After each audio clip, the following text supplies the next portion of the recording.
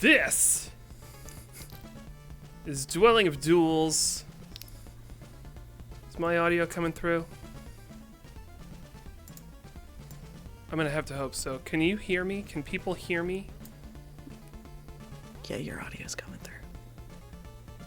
I'm gonna wait for people to type in text. Can you hear me? Oh, cool. Thank you. This is Dwelling of Duels. I'm your host, Evil Sonic. This is a very special DoD listening party.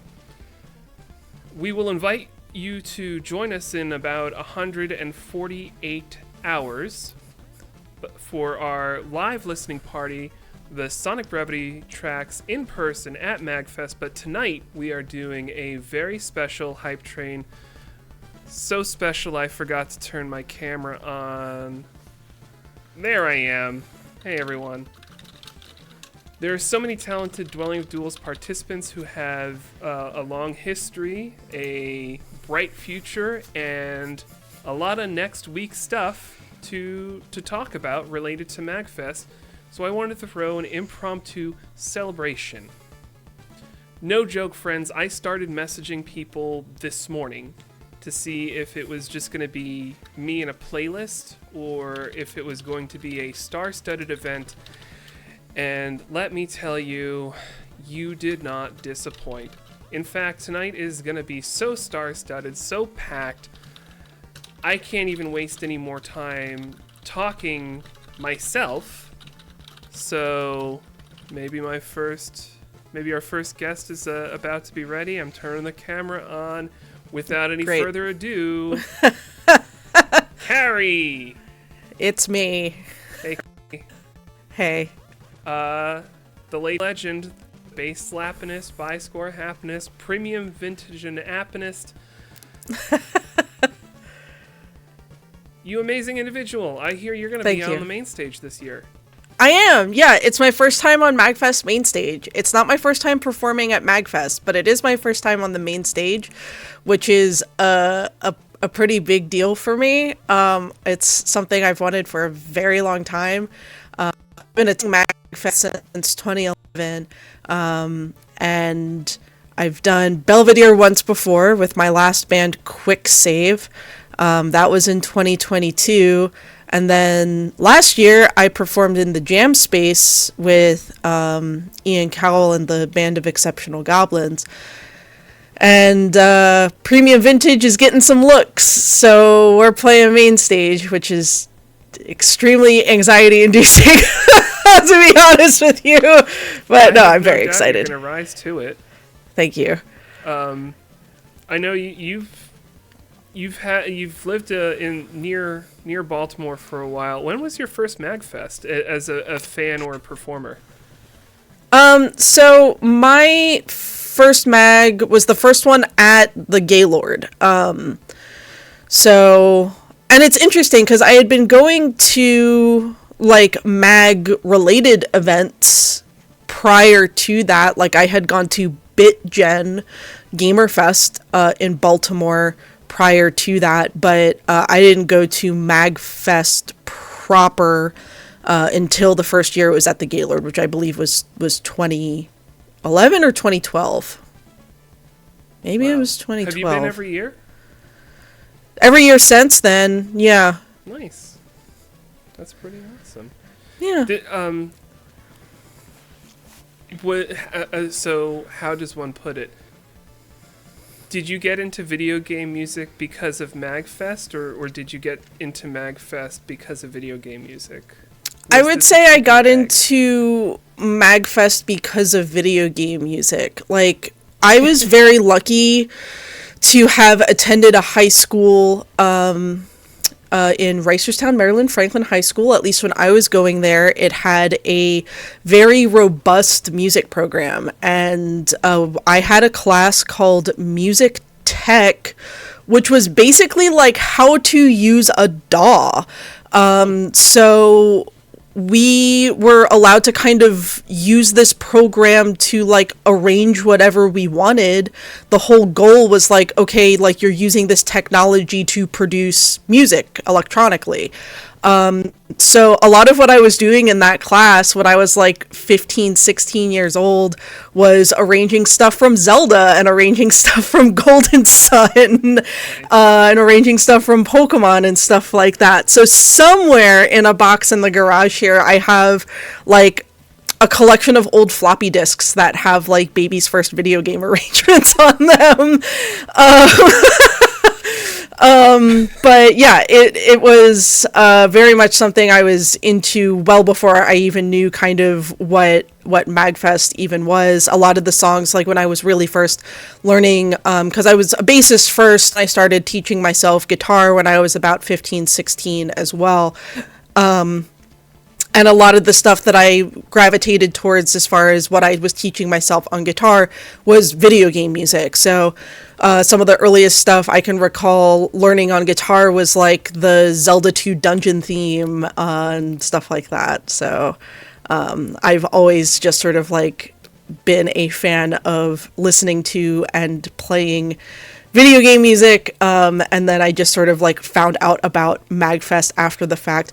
I think it also helps that for such a long time, I lived in the Baltimore area, which has such a robust VGM scene, to have been around bands like Steel Samurai, who's been around forever, and Rare Candy before that, and just a lot of VGM acts have kind of been in the greater Baltimore, DC area for a very long time. So yeah, as I said, I was going to... Huh? Have you heard of WASDA? WASD? WASDA? Yes, I have gigged with WASDA before. Aren't you fancy? But yeah. More is a happen in VGM Place. Carrie, I have a confession to make. I have a very love-hate relationship with working with you. And the reason for that is because I like playing bass, but I'm not great at it. So sometimes I recognize my limitations and I'm like, I should get an actual bassist. So there are times when it's like, Carrie. Yeah.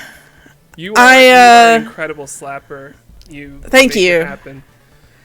Thank you. I wish I was slapping more on main stage next week. There is no slapping from me next week.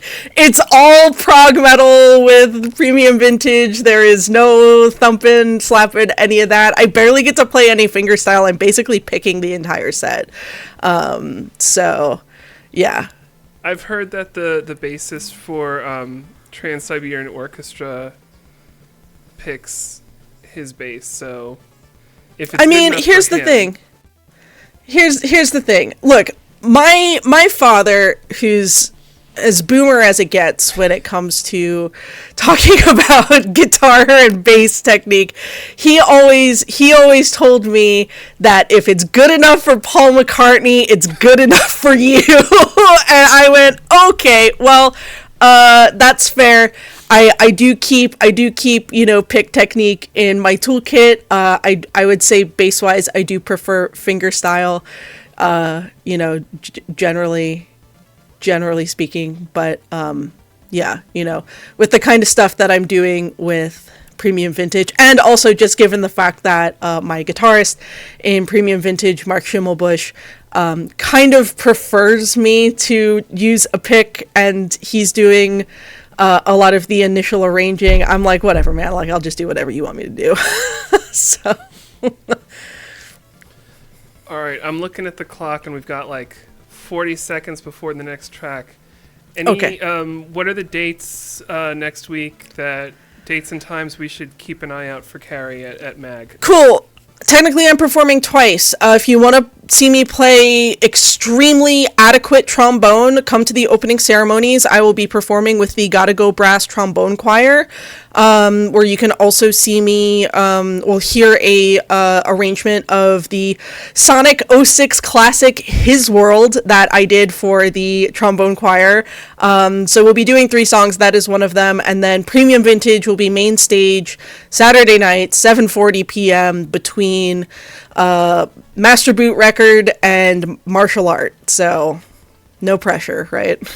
I also heard you'd be hosting, co-hosting a listening. I guess I'm also co-hosting the DoD listening party, but everybody here is going to be there. That's the only thing I'm scheduled for. So it's show up, hang out for a few days, co-host, skate back to Massachusetts. This has been Carrie. Thank you so much. Thank you for having me. I'm doing a different thing on the listening party. Next thing you're gonna hear is a by score plus Kevragone track Go Go Style from August 2024 Mystery Month DoD. Keep it right here. This is a very mag DoD.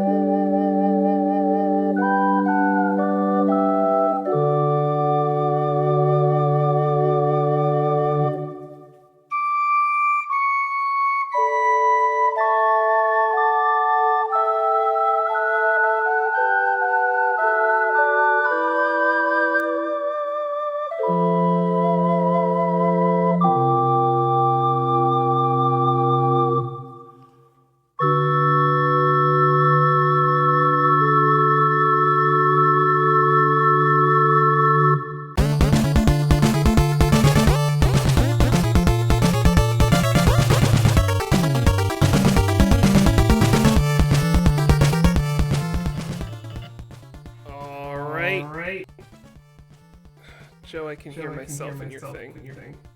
What? And that spoils. Shit. Well. I'm Evil Sonic. I can hear myself in Numa Joe's audio, and it's throwing me a little bit, but this is a very special MAGFest DoD celebration. And I'm joined by New Man Joe. Hey, it's that one guy. Yeah. Hey, hi everybody. Joe, I have questions that I write for people, but I always just have so much fun talking to you that, like, I've got notes. I know how to prepare. I'm a professional, Joe. Okay. But I'm also content just to chat. Do you want me to look to my prompts and say, like, some of the things I had in mind to talk about, or what do you Sure, want to because talk if you about? don't, I'm just gonna do bits. So. Okay, Joe. So, Yeah. you and I have had some fun getting into antics, sometimes surrounding MAGFest, and that's been a lot of fun. And then 2 years ago, we met IRL. And if you don't know what IRL means, it's stands for Ireland. No, it's in real life. Internet Request Live. That's the sequel That's to a 90s MTV's joke. very popular Total Request Live. Yes, I remember. Yeah. But we met there, and I want you to know that you're directly responsible for something right now. Do you want to guess what it is?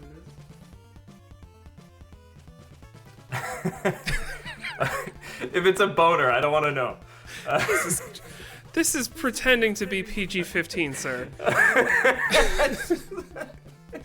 No, You set Joe. me up It's, there. I don't know what do you what do want me I to go have? with? Okay, I have ginger beer in my fridge right now. Oh, nice. Oh, Because nice. Oh, when I was going to MAG 2 years ago, I asked you what kind of drinks you enjoyed, and you said Moscow Mule, and I said, "Oh, what's that?"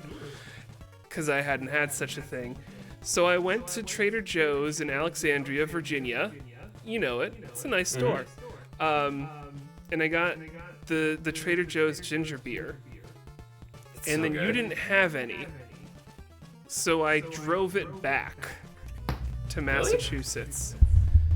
It crossed state lines, and it sat in the fridge for a few weeks or maybe a month or more. And then at some point I tried a Moscow Mule and was like, ooh, this is delicious. So Oh yeah, I struggled for so many years when I was in college to like find a like classy sounding drink that didn't actually like taste like alcohol. Like I try to like, you know, it's just like, oh, I need to be able to like go to a bar like an adult and order something that isn't like, you know, like a Shirley Temple, but like and like, you know, but also not like get a whiskey and then hate it, right? So what's like wrong with whiskey? when you're in, when you're me and you're in college and you just don't really have a refined palate, you're just like, I don't want to make a face all night. Like I want. So like when I was in college, I got like Godiva chocolate liqueur, which was just like, again, just a way to have chocolate. And then I was like, oh, I'll do whiskey sours because they're kind of like Sour Patch Kids in my head. And then I finally found a Moscow Mule, which is just, it's ginger beer, but spiked essentially, and it's delicious. And it sounds classy, and it comes in a copper mug, so you can look like you're an adult. But you don't have to be an adult. It's just a tasty drink. Yeah. Our next guest is testing. Yes, I know. I had to mute him. Sorry, next guest. But I don't know if I can. So our next guest, I still want to keep it a secret. Joe knows who it is if he's looking at Sonobus, but Sure. but our next guest will be joining us in a bit. Joe, so instead of a Moscow Mule, I've been doing Dark and Stormies, which instead of the vodka is with rum. Yeah, also really, really yummy. And I don't have an equivalent for the Moscow Mule, but if you are making a mocktail or a cocktail without alcohol, you can call it a dark and normie, I like which that. I'm really delighted by. Yeah, that's great. That's great. That'd be a good album name. Dark. So obviously we're talking about DoD and MAGFest. Yes, right. Music. Joe, said can we you were tell gonna us do anything bits, and then about? immediately. Can you tell us about the swag? I know this is a Oh thing. yeah, the swag. Talk about it. So if you go to MAGFest, you see a bunch of people walking around, and they have the lanyards around their necks. But then the really cool people who have more disposable income and like cool things will have the swag, and I have a whole bunch of them. I've got the prototype for this year's swag, which is I'm gonna wear this one because that's like how I flex. I'm gonna wear the prototype. I so do have flexy. the actual one for sale as well.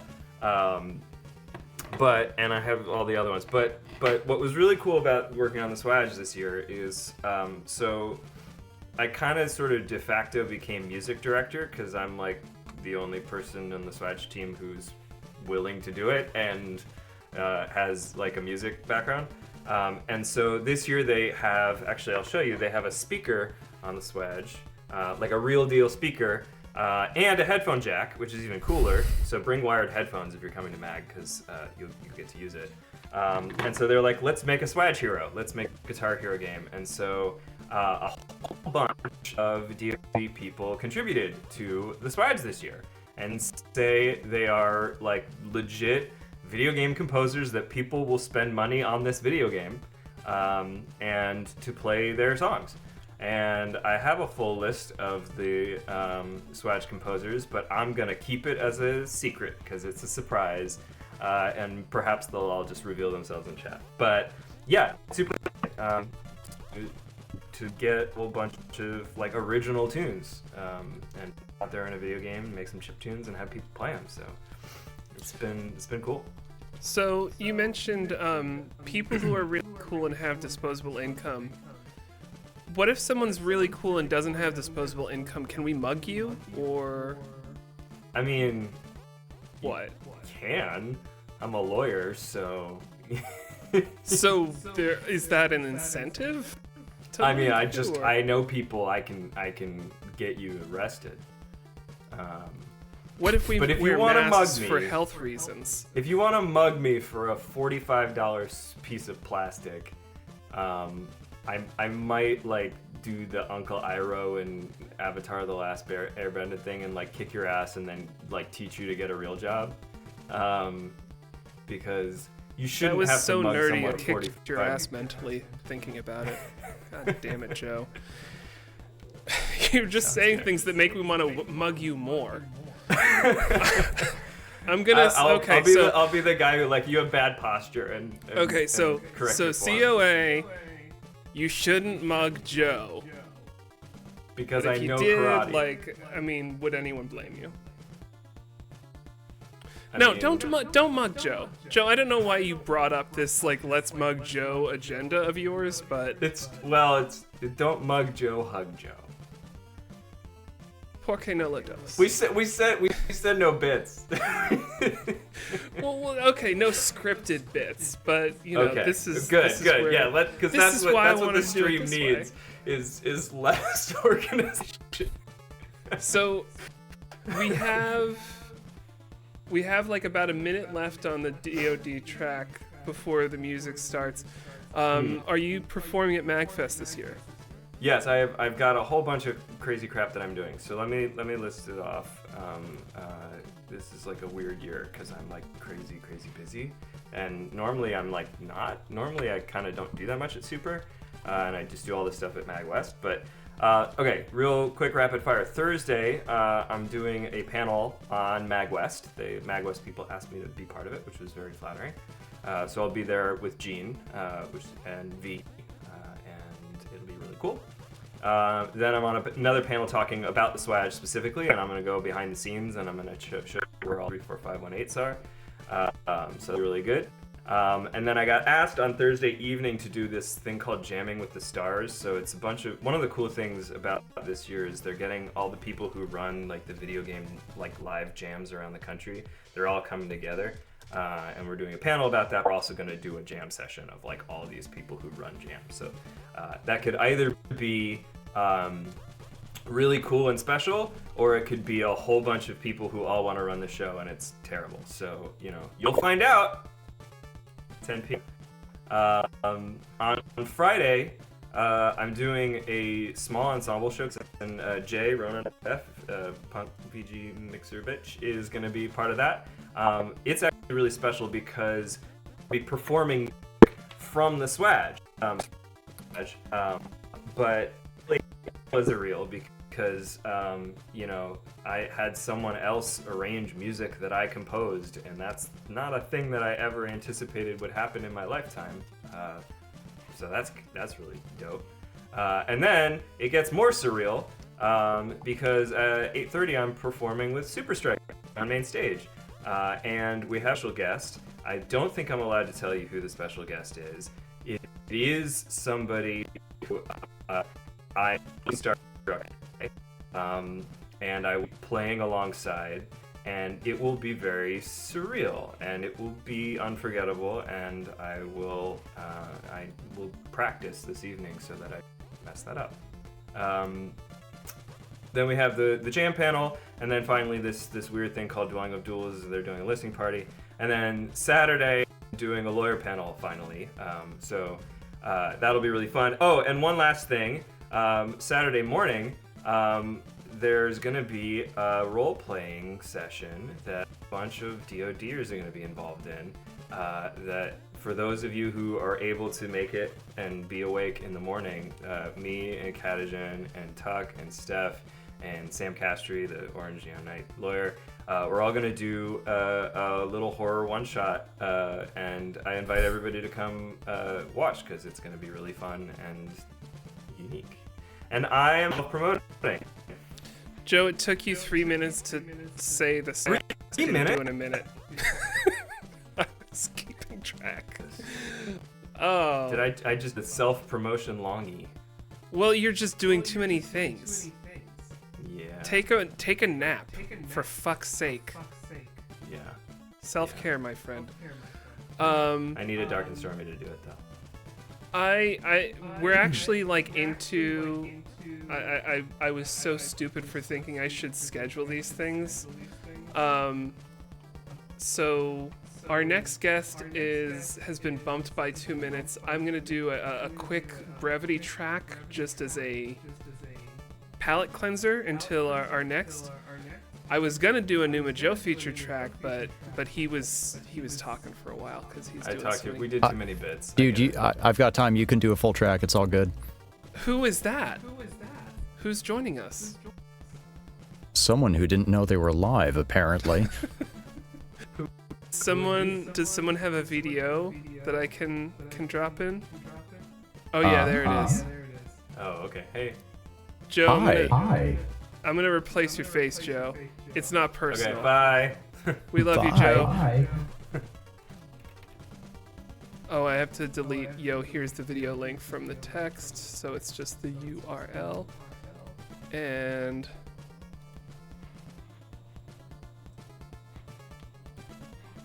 Eric! Hi. How's it going? Viking Guitar, thank you for joining us. And Thank you for inviting. Happy to be here. yeah, I have I'm just organizing myself. Yes, that's fine.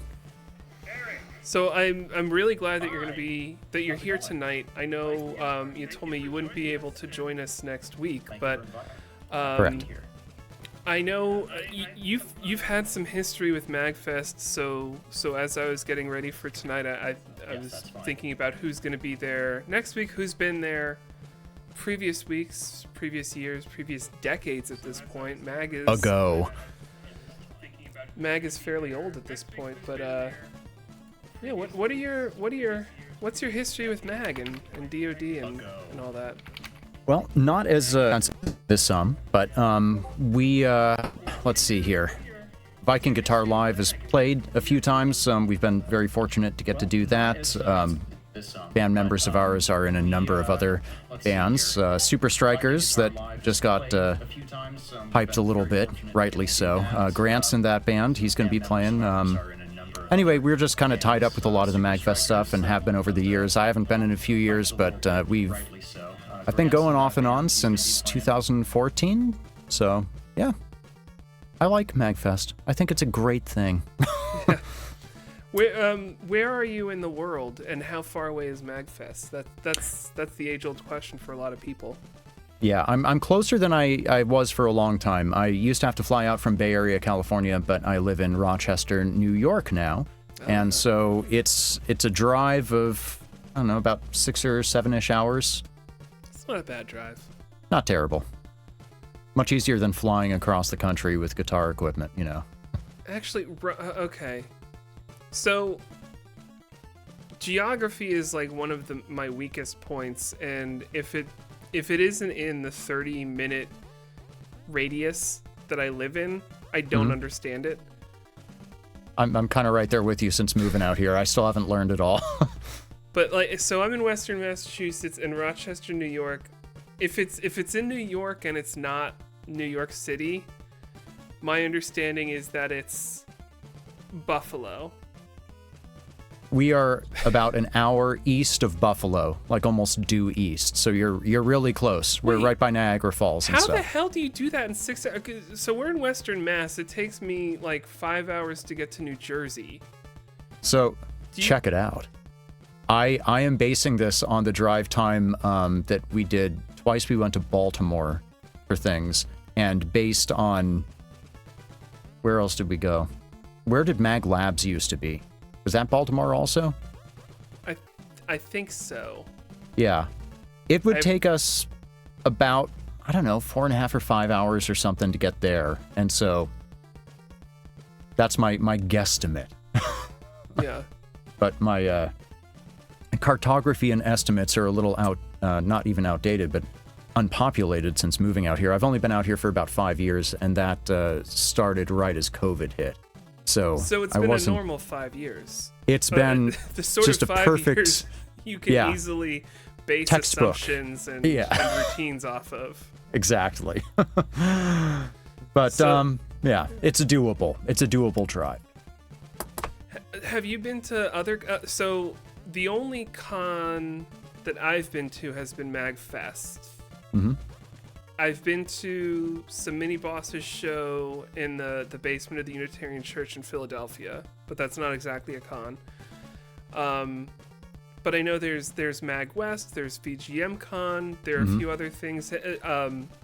You as a, relative to me, a fancy pants musician who plays on a stage and does things, I'm assuming you've been to more things. What are some of the other places you've been?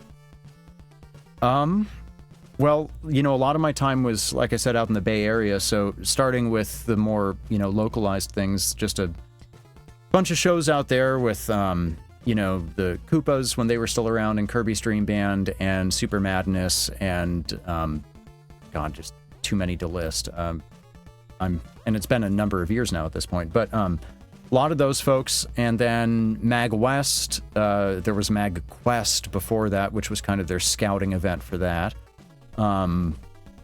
VGM Con once or twice. I think just once. There are a few others out here in Syracuse and Albany, Retro Game Con and Empire Game Con. I've been to BitGen a few times, which is... Where are those? Syracuse and Albany.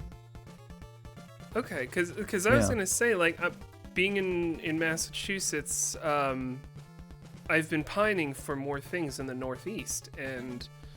Yeah.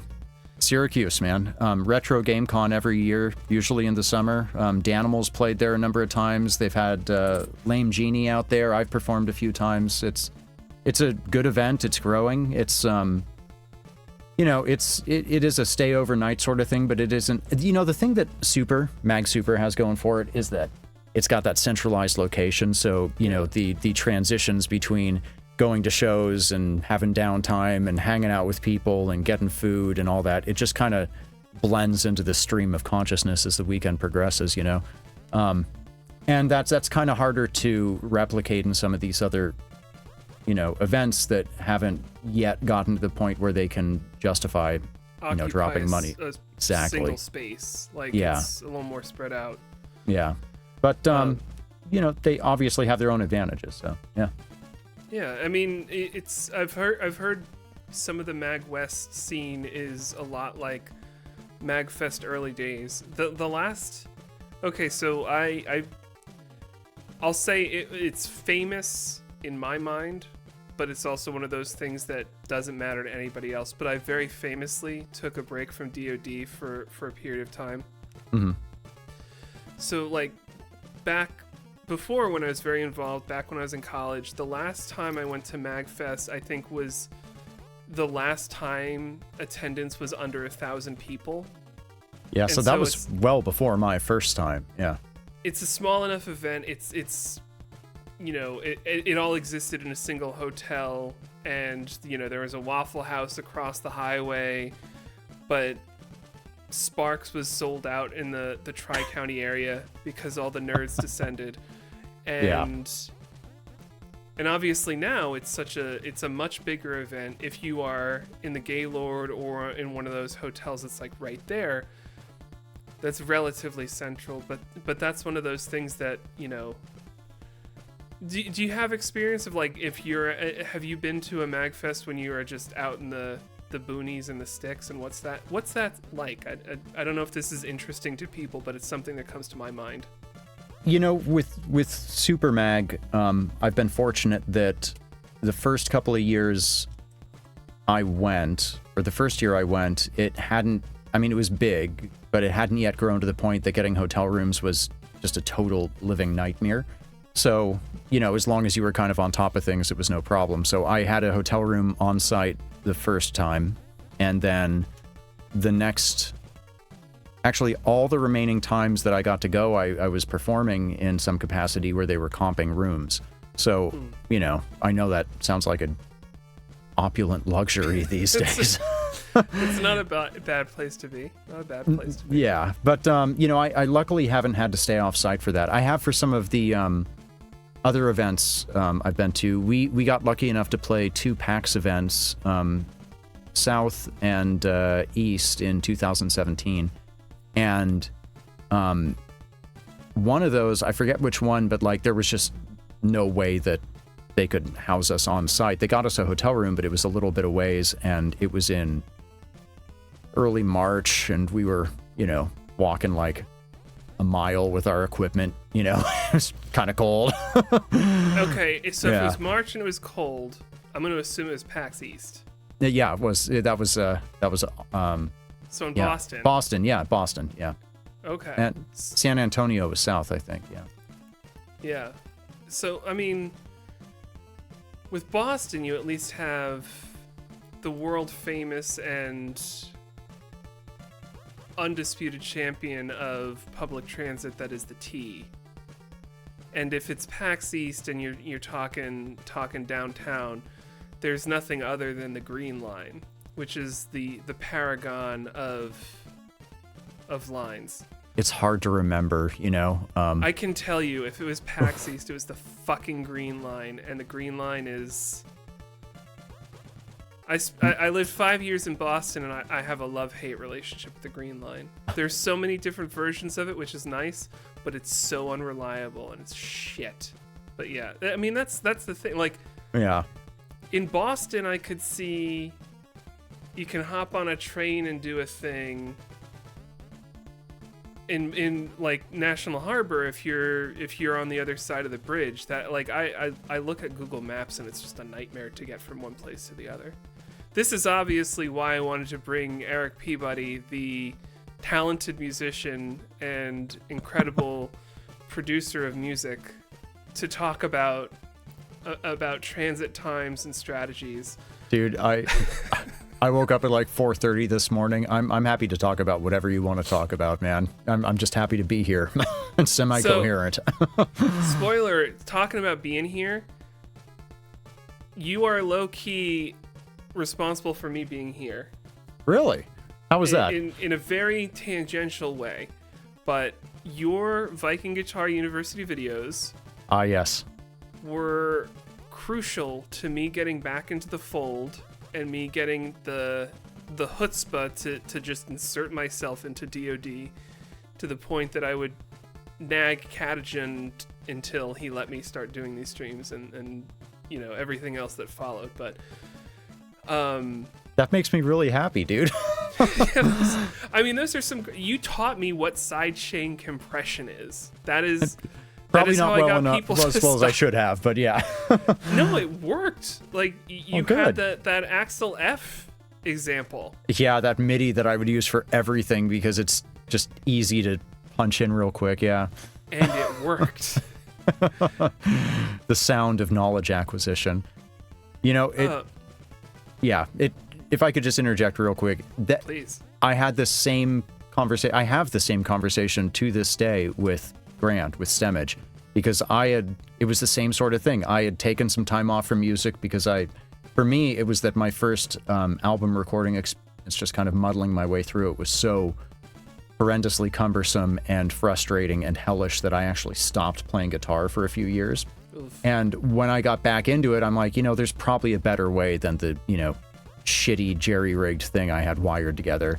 And I'd been listening to Metroid Metal for a while and found a blog post from Grant saying, hey, every so often people, ask me how I do my stuff. Here's how I do my stuff. And this was back, before it was quite as prevalent, common knowledge as it is now.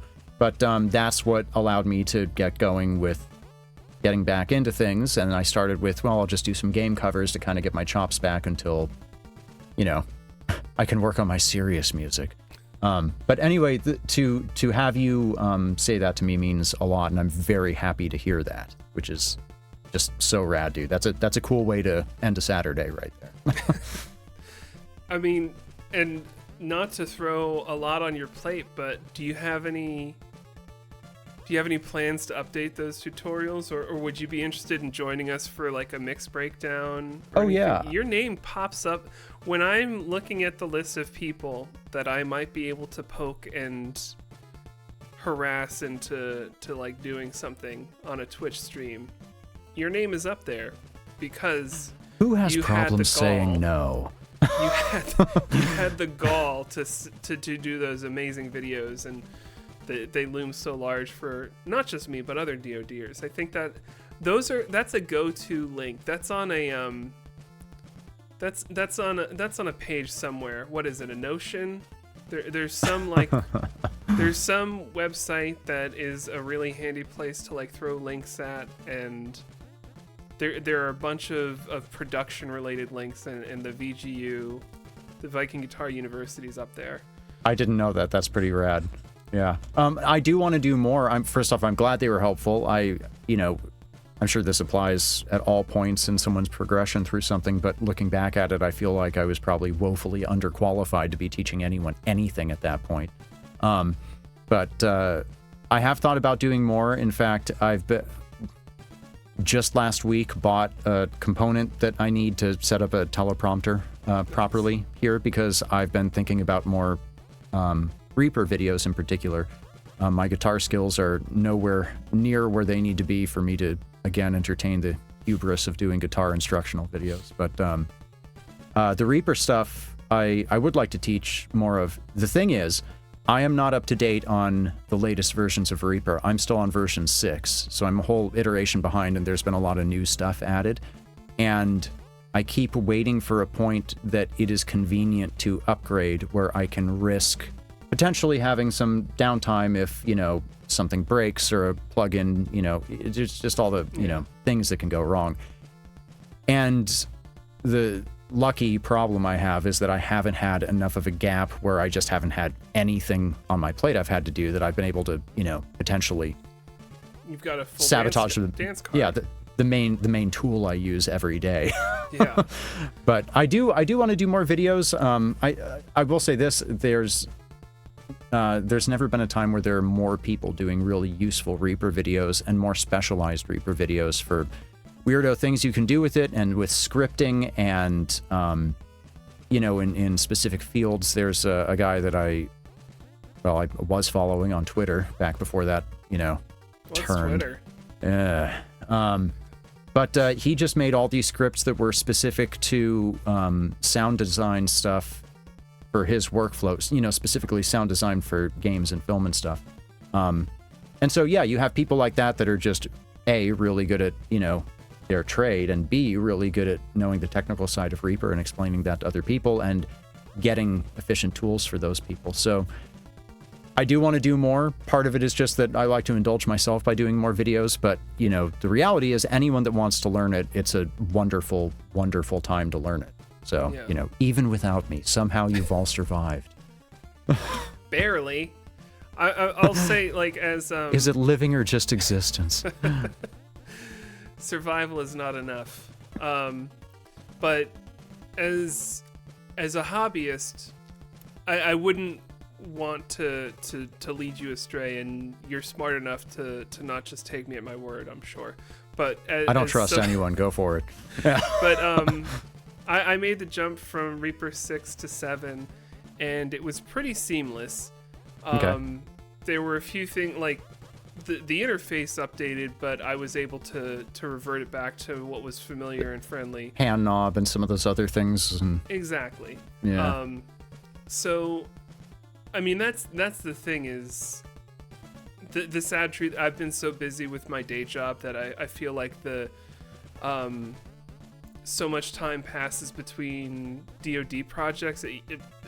2 years ago, I was just constantly making DoD music, and now it's like every time I open Reaper, there's at least one or two updates behind. But one or two. It's always so seamless. Yeah. They do a good job with. I mean, that's one of the things I love about Reaper. And it's always been that way for me too. Like I've been using it since, I forget if it was some version 3 or 4, but whatever was current in mid 2008. I want to say April of 2008.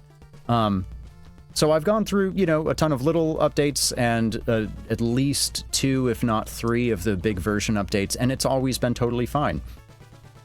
But here's the thing. It's not just Reaper. It's, you know, DRM stuff that, you know, I've been using iLok for almost 10 years now. I have only once had a problem with it, and I got it resolved within like 20 minutes. So I am one of the lucky, it's waves. It's goddamn waves. I can see that. And I'll tell you this, I don't buy any more Waves products. I haven't for years, but there are like 2 or 3 that are still, I wouldn't say irreplaceable, but while they're working, I'm very happy that they're still working. So, you know, between the slight risk that Reaper itself would have some kerfuffle and the larger risk of something with one of those Waves plugins going down, or one of the other third-party plugins that I use all the time and just don't think about. Just, you know, a couple years ago, I built a new computer and had to do that whole migration, so I'm still a little touchy about this. But, yeah, I just don't want to risk the downtime, you know, and I'm sure it will be fine, and I will eventually do it. And, you know, the other thing, too, is that it's time for me to re-up my license, you know, for the next upgrade. And so Those there's $60. just hey, I'm at the $200 level with Reaper now, man. I use it for my day job. Get a load of this guy over here. Yeah, big spender. Anyway, you know, there are all these little reasons why I haven't upgraded.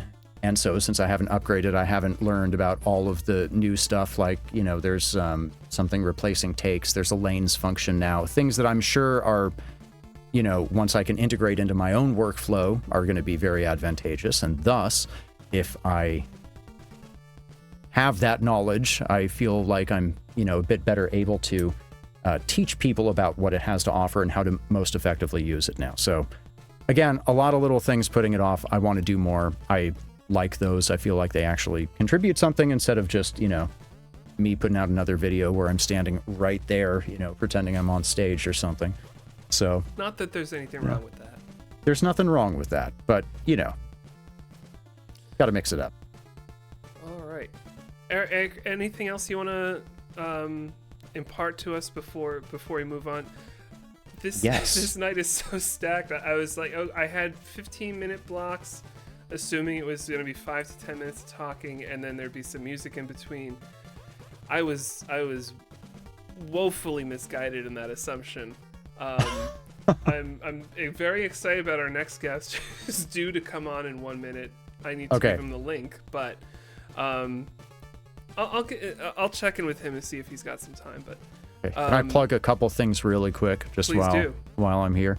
For those of you going to MAGFest, Grant Image is playing 2 performances, to my knowledge. The Super Strikers one. He's also doing a duo with the Arcadian, and I don't know the name of the current stage, but it's that other kind of stage that's running. And if you don't know Arcadian, he is one of the best 80s flavored guitarists and vocalists I have ever seen. He's much more than that, but great dude, as is Grand. And if you guys get a chance to see that, you should. Also, Premium Vintage is playing, and that band has some Viking guitar alumnus in there. Mark Schimmelbusch, who has played with us live at least once, and Angel Hernandez, who I've done a bunch of music with, and Mega Beardo, who's done a bunch of music with. They are both in Premium Vintage, along with Carrie, I believe. Yep. If I'm remembering correctly. A lot of bands right now that are going to be playing. I think one of Patrick Gunderson's bands is playing too. I'm not up on stuff. I'm sorry for those people going. I haven't gone to MAGFest for a few years, and it's unfortunately not as big a part of my life as it used to be, and there are also way more awesome musicians doing awesome things now, and I apologize if I forgot to mention anyone, but go to MAGFest and watch as much as you can. It's a good problem to have that there's so much good music in the world. It's true. All right, thank you so much, Eric, Viking Guitar, you wonderful musician in person. Very good to see you. Thank you. We are going to have a little bit of a musical interlude before our next guest, so I can run to the bathroom and take a minute, but keep it right here, because this is the DOD. Oh, Eric, you are a much better vocal performer than I. Do you want to like do the radio call out? This is Dwelling of Duels. Keep it right here. Sure, yeah. Put you on the spot. Hi everyone, this is Dwelling of Duels, your one spot stop, it's very late, for all things video game music. Please stick around as we continue your easy listening evening. Take care, and keep the world metal. Next up is a Viking guitar classic from 2010, MAGFest, Setting Sun. Oh, Borderlands. Thank you. Dwelling of Duels.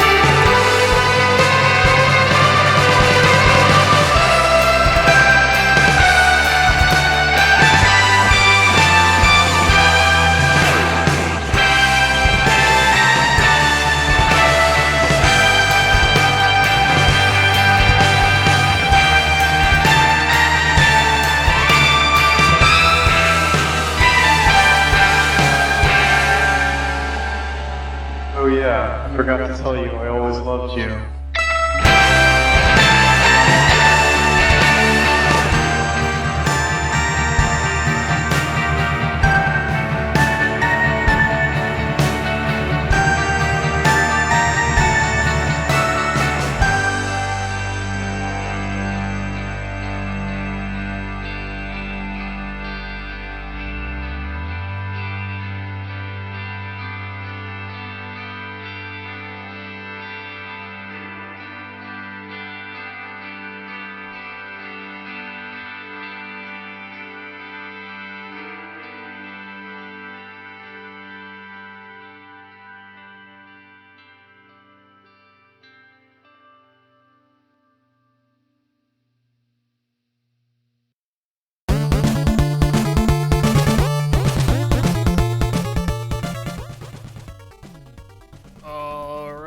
Let me click these buttons.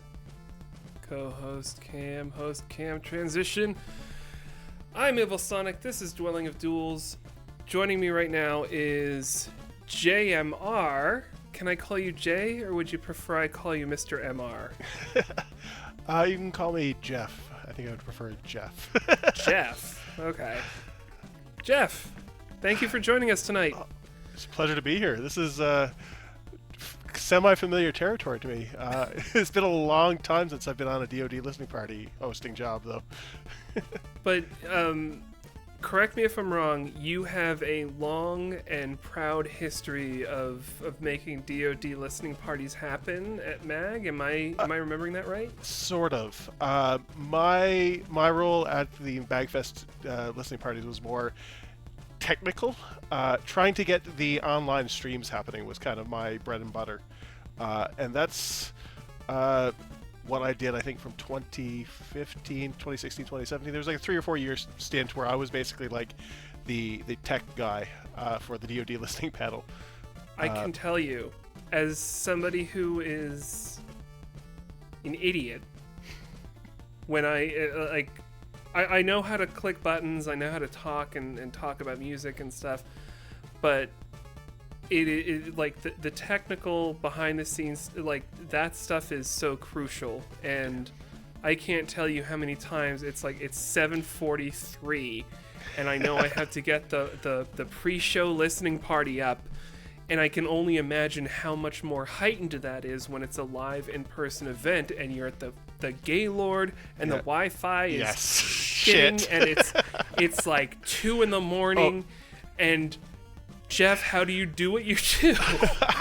It's fun when like you get to the DoD panel room and it's locked, and you get in there and find out that like there's not a DI to be found to hook up anything. Like the Wi-Fi range doesn't work or whatever. Like there's a whole host of nightmares that we've had to deal with. And you have to remember too, this was like 2019. This is 2016, 2017ish. This is before the days of Twitch streaming and things like that. Like this was all. It's basically 50 years ago. Yeah, it might as well have been, right? Like this is all like Shoutcast streams for anybody who remembers that.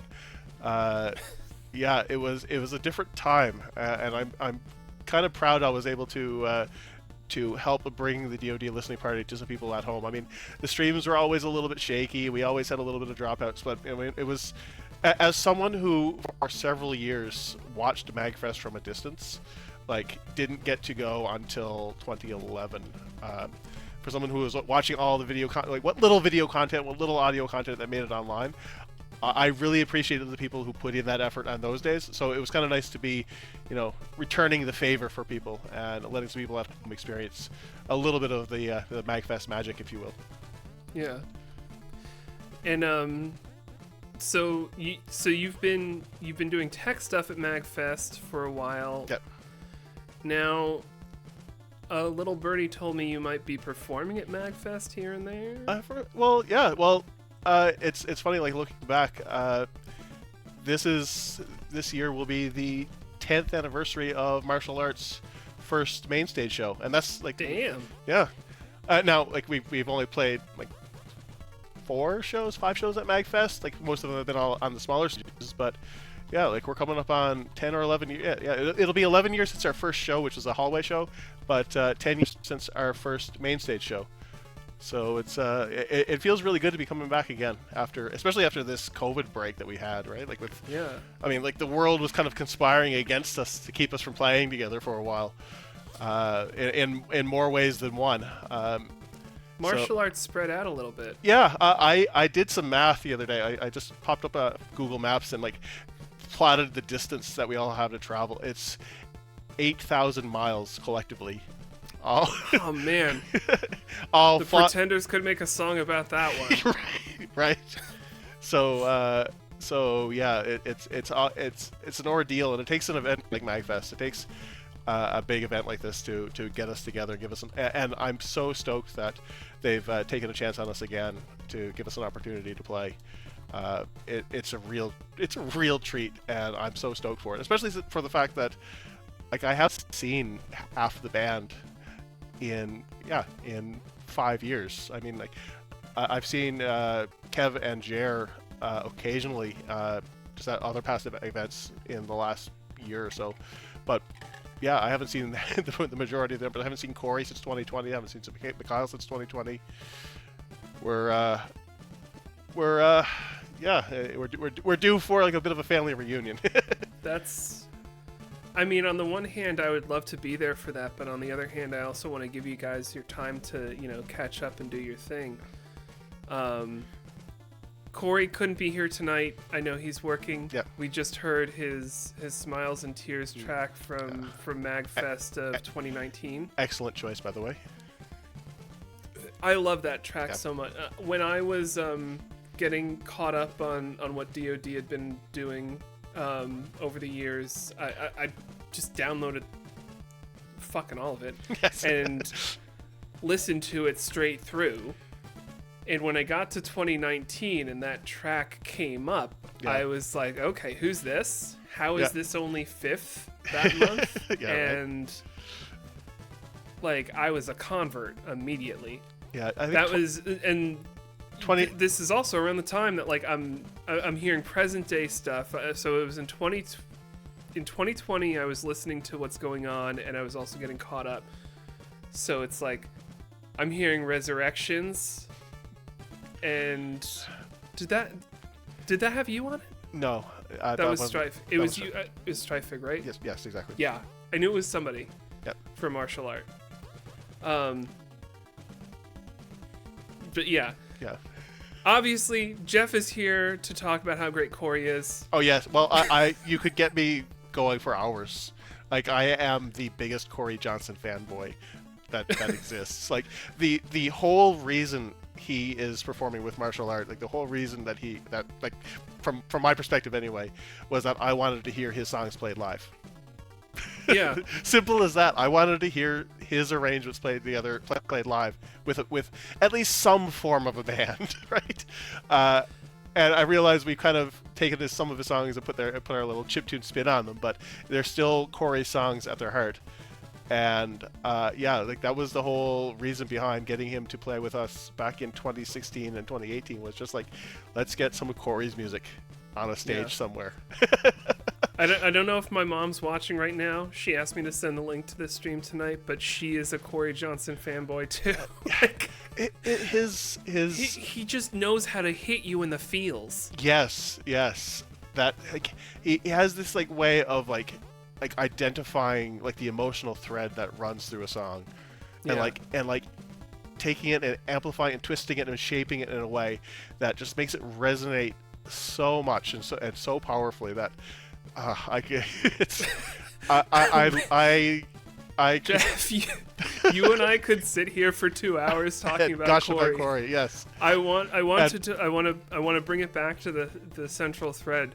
Tell us a little bit about your video game music biography. Like, what was the first video game you played or heard the soundtrack to and thought, I like this music and I want to play it? Okay, so I don't know if I had the immediate thought of I want to play it, but I do remember really connecting with basically the soundtracks to almost every game that we had as a kid. Like we didn't have many, but I remember on multiple occasions. I'm going to figure out how old you are by what video games you had. Yeah. So I had this Play School brand cassette recorder with a little microphone that I I held. just remember you did a VG Lead Sheets month track with that, right? That was the Animal Crossing month, I believe. Maybe. But yeah, it wasn't that exact one, but it was a we'll very. We'll check the database. Yeah, we'll you'll check the database. Yeah, but it was something very similar. It wasn't the same one that I had as a kid, but it's a very similar one. Very similar in technology, we'll say.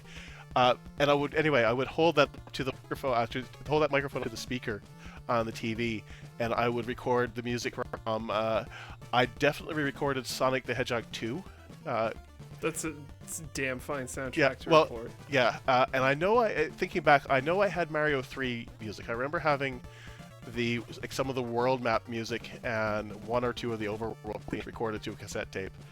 And again, all lo-fi, all sounded like garbage, and I would give anything to have a copy of that cassette just to hear what it sounded like, because I remember doing that quite a lot as a kid.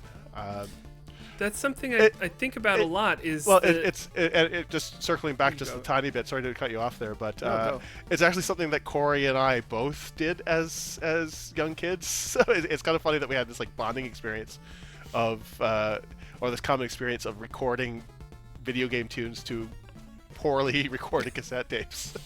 But that's something I think about a lot. Like thinking about where we are right now, thinking about where it was, 30, almost 40 years ago at this point. But today you want to hear a video game soundtrack, you go onto YouTube, you go to Zophar. There are so many different places you can go and listen to a soundtrack, and it's right there, and it's pristine quality and perfect. But like if you were a kid, if you're like a 6-year-old snot-nosed little brat playing Sonic the Hedgehog in northern New Jersey, and you love that music, you have to play that game well enough to not die.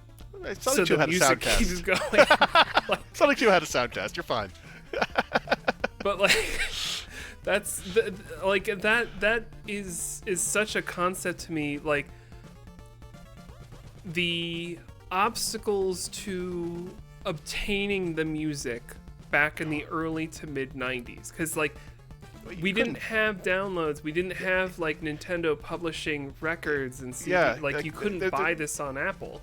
Yeah, exactly. Like there were a handful of things that existed. Like this is something I only know secondhand, but like you could order some soundtrack CDs from like Nintendo Power back in the day. Like they had I don't know if it was CDs or I think it was definitely cassette tapes. I know there's an official Donkey Kong Country trilogy cassette tape that existed back in the 90s. Finding an original official copy now, it's too rich for my blood. But like there was some of that back in the day, but yeah, definitely not accessible to the same extent that it is now. But yeah, like thinking about like the bands that kind of sparked what DoD is when MAGFest started, like I think about the Mini Bosses and Chromelodian, Advantage, the Eskimos, Ice Climbers. That all happened right around the time the internet was getting interesting. Yes. And I have to imagine part of that is that's when people were able to connect to the technology was there to like share and preserve the music in a way that you could listen to it beyond the Fisher-Price cassette recording. Yeah. Yes. So that's so fascinating to me. Yeah. I would love to read a PhD paper on that. I feel like between you and I, we could write one together in a way, like what you just described there, like that early days of VGM covers on the internet with bands like the Mini Bosses, Eskimos, Advantage, Chromelodian. Like that was when I started.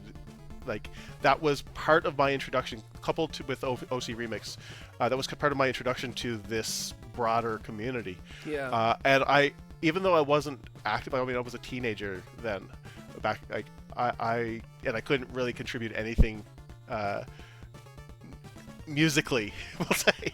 But I was a huge fan of what these people were doing, and that was my doorway into where I am now, into being a part of the DoD community, being a performer at MAGFest. Like it was the early days of the internet and discovering all these bands who were like, hey, this music that I liked coming from my Nintendo, there's people who play it in ways that I enjoy too.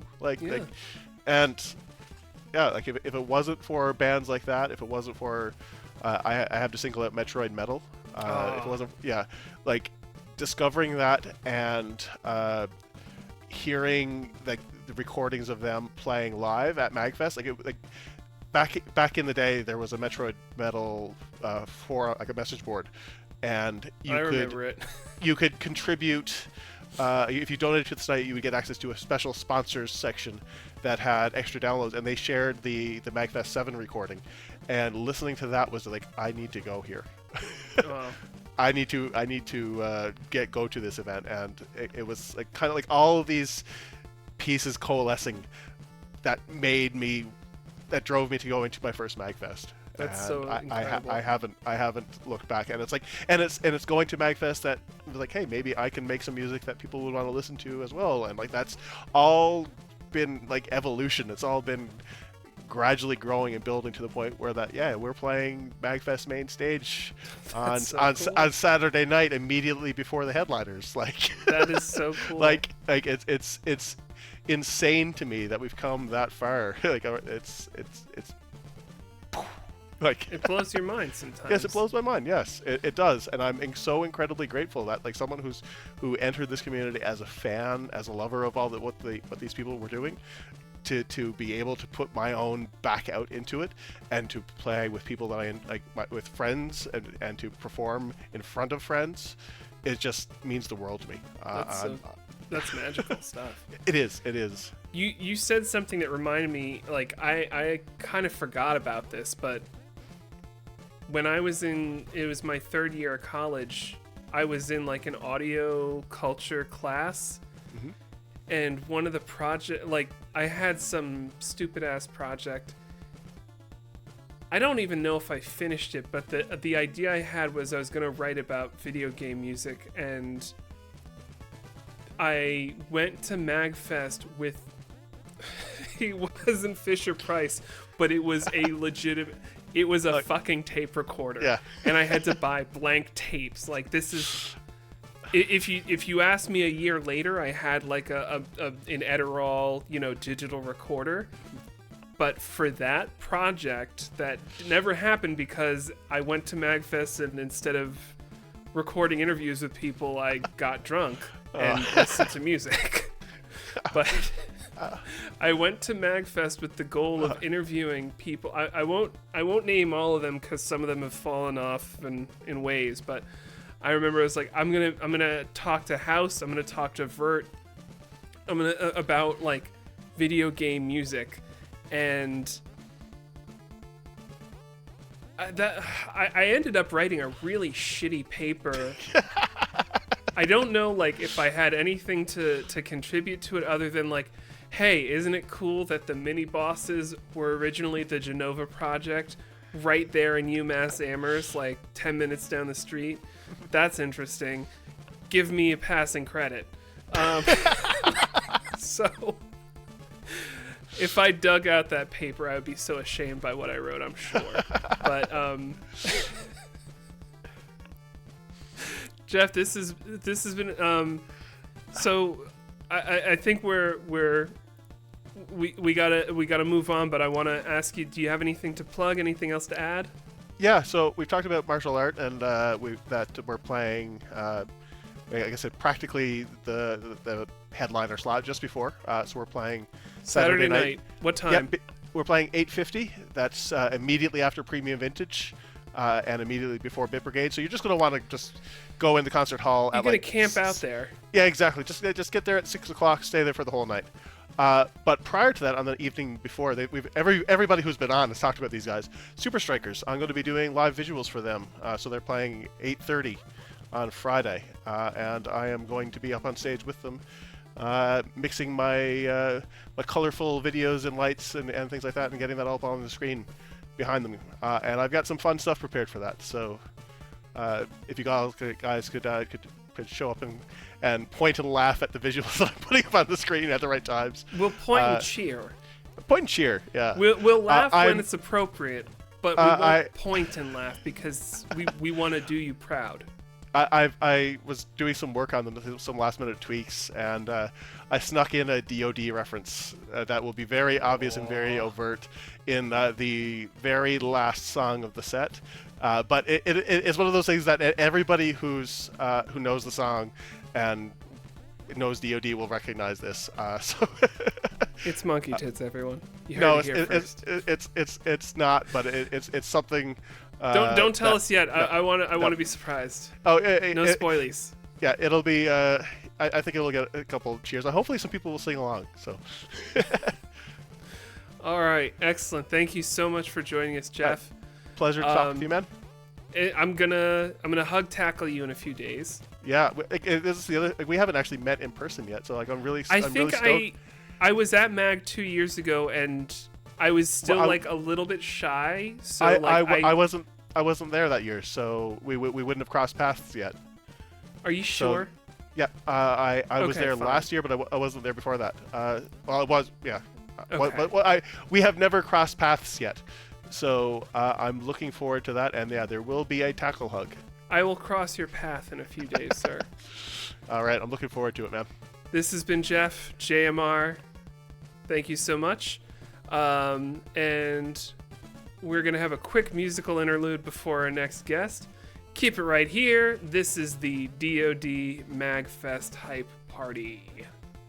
And I should have gotten my buttons in place. This is the DoD MAGFest Party. Now I'm producing audio correctly.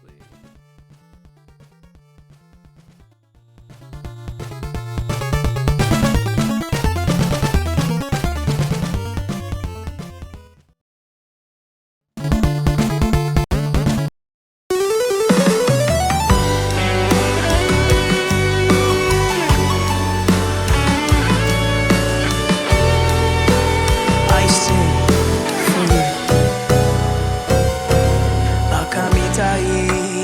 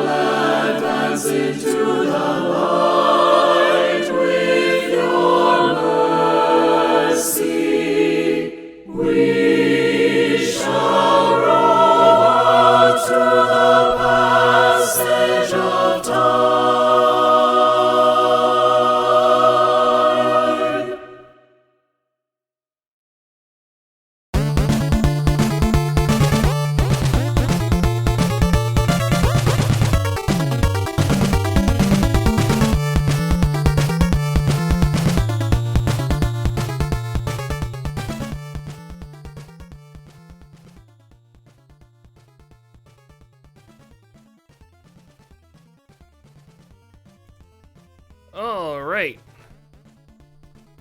This is the DoD MAGFest party, the Hype Fest. Let me turn on my camera. There I am. My next guest, I don't know if his camera's gonna show up. No, that's fine. I will not have video. That's okay. I can hear you. The world can hear you. John Stacy, you glorious brass musician. Welcome to the stream. Welcome to the party. How's it going tonight? Overall, really well. I just put the kids to bed. It's really cold outside, but I have a fire in the fireplace. It's a good night. That sounds so goddamn cozy. So John, it's weird. I've been so used to just seeing the faces. I know you don't have your camera on, so I have to imagine your glorious 6'2" bearded face in front of me, and I'm gonna see it in a few days. But John Stacy, everyone, the brass magician musician who, goddamn, I mean, so John, I know you were getting into DoD and doing a lot of DoD right around the time that I was getting back into it. I know you haven't done quite as much in the past year or two or three, but like you've still been around, but you loom large in my brain as far as DoD goes. And I know you are an incredibly talented musician overall. I am looking forward to having an opportunity to have you like do a full-blown stream, like just the two of us talking, and mostly you talking, because I know little. I know next to nothing of interest for what we'd want to hear you talk about. But John Stacy, welcome to the stream. I'm glad to be here.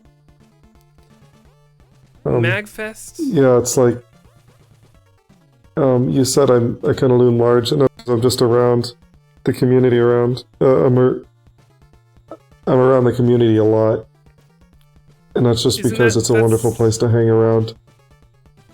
90% of doing the job is showing up, and you show up.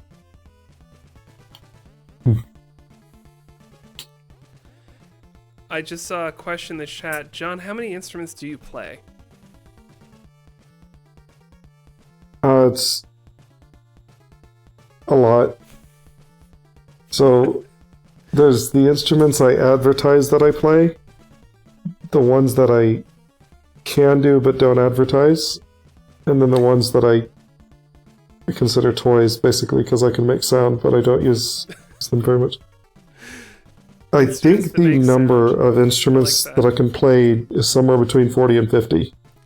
God damn. I get angry hearing someone be that talented. Well, a lot of them are similar. Because, like, you know, if you have a trumpet, it uses the same fingering patterns as all the other brass. You just read what notes go to that pattern. So, you know, figure out embouchure, it's similar. Woodwinds have a lot of similar fingering patterns. You just kind of get embouchure differences and kind of get the differences in technique.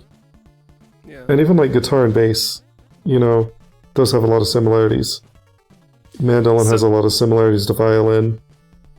That is, you're talking my language right there, because I know how to play mandolin because it's the first 4 strings of the guitar backwards. And basically, yeah. More or less. Okay, so here's my question for you. There are a lot of brass instruments and they are different. Can I say that I play 3 different types of guitar if I can play a 6-string, a 7-string, and an 8-string? I would say so. Oh, okay, okay. No. Like, So I can pad out in my my resume experience, sure. Okay, but I here's the next question. Do not consider that I play 7-string guitar because it's such a different beast to 6. Like in my brain, because I consider it serving a different purpose. What if I don't play it well? Like if it's really just it doesn't sound good. Like if 6-string is the only one that I can play. Okay, so if 6-string is the only one that I can play and it sounds like I'm making sound, and the other ones, I think that my takeaway from this conversation is that I can play an exponential number of instruments more than I imagined that I could. And that you, John Stacy, musician extraordinaire, have signed off on this. I would say yeah, and it's also who's really counting and who's going to verify. This is DoD, we're all counting. Well, it's like if I say I play the How many Duke. guitars we have. But like if I say I play the Duke, then who's going to actually come to my house, listen to me play it, and basically say, yes, you play this instrument, approved. You just invited so many people to your house. John, I should clean up.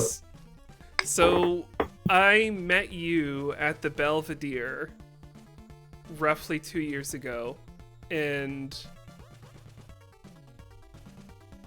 like I'm just always in awe of the music that you play, and like you have,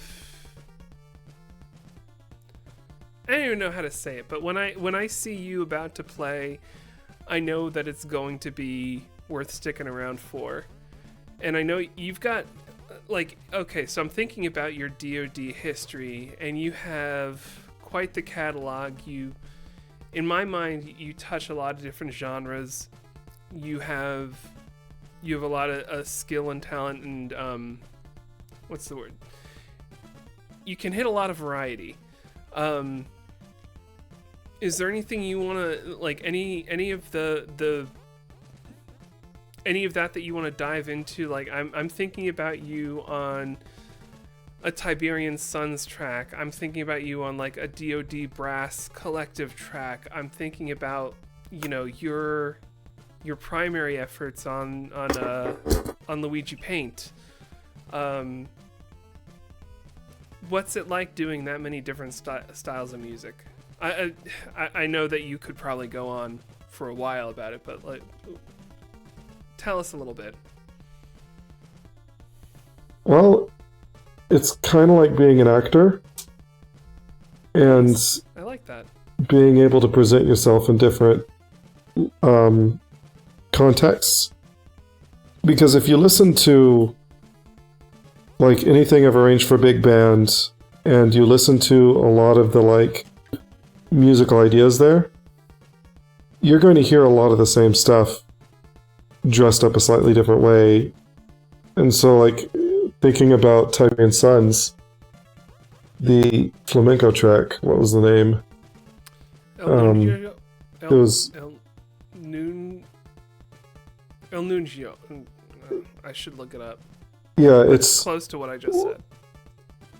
That one. But like a lot of the chord voicings I was using for the brass are the same kind of voicings I would use in other styles, because those sound good with brass. And thinking about like my solo stuff, my jazz fusion T-square kind of combo setting, that is going to use a lot of the same harmonic ideas and a lot of the same gestures. And it doesn't really matter what style I'm playing in, I'm still going to be giving a lot of the same background and a lot of the same ideas. I'm just presenting it in a slightly different accent, as it were. I like that. John, I know you very much as like a professional musician, as sometimes I have to remind myself that like video game music is a real thing, and it makes sense when a professional musician has sort of a standing in that field. But can you tell us a little bit about your... Were you a musician first or a gamer first? Let's start there. Well, I was a gamer first, because I got my first game in kindergarten, and that was... And since you're 22 years old, and you will always be 22 years old, that was 17 years ago. Right. I'm just kidding, this is a long standing. So I got... Yeah, I'm trying to do math, but I guess it would have been 1998. But I would be getting video games, and it would basically be 1 or 2 per year, because my family was poor, and so it was, you know, whenever they could. But I would play these games over and over and over and over again. Yeah. But I didn't actually start music until 6th grade. And that's whenever I joined the school band. So that was really where that started, and I was still a gamer. What was the first, sorry, the dog's right behind me. What was the first game where the soundtrack, like, kind of connected for you? That could be a very, I actually don't know how to broad answer question. that question. So I know for me, the first video game song I learned to play on a musical instrument was fucking like Super Mario Brothers 1-1, because I'm an idiot and it's Super Mario Brothers 1-1.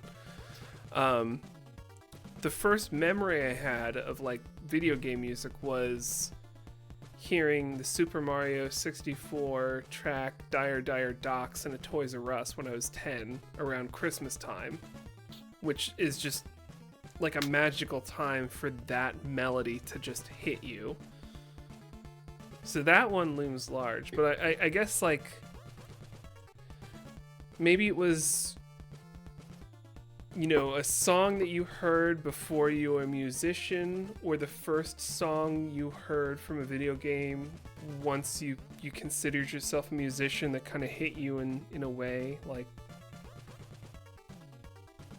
it could be like, what was the first song you played on a musical instrument? So I'm trying to remember. And my time as a musician and my time in video game music did not actually intersect for quite some time. But I think that's because my upbringing and my relationship to music as a kid was already really wide, because my dad was always getting me to listen to all kinds of stuff. Yeah. And so whenever I heard music in video games, I thought it was neat and I was listening to it. But the first time I started to do video game music stuff as a musician was probably 2006 or so. And that was whenever I started doing arrangements of game music. And I remember the first one that I did a wind band arrangement of the Final Battle theme from Tales of Symphonia. That was a long time ago. Yeah. Okay, so as a 22-year-old in 2006, that would have made you 3. Right? Something like Starting early, you know? Yeah, you know, you gotta start early. Earlier I said my first video game music song was Super Mario Brothers, but that's not true. I got tricked into this by Atomic. I've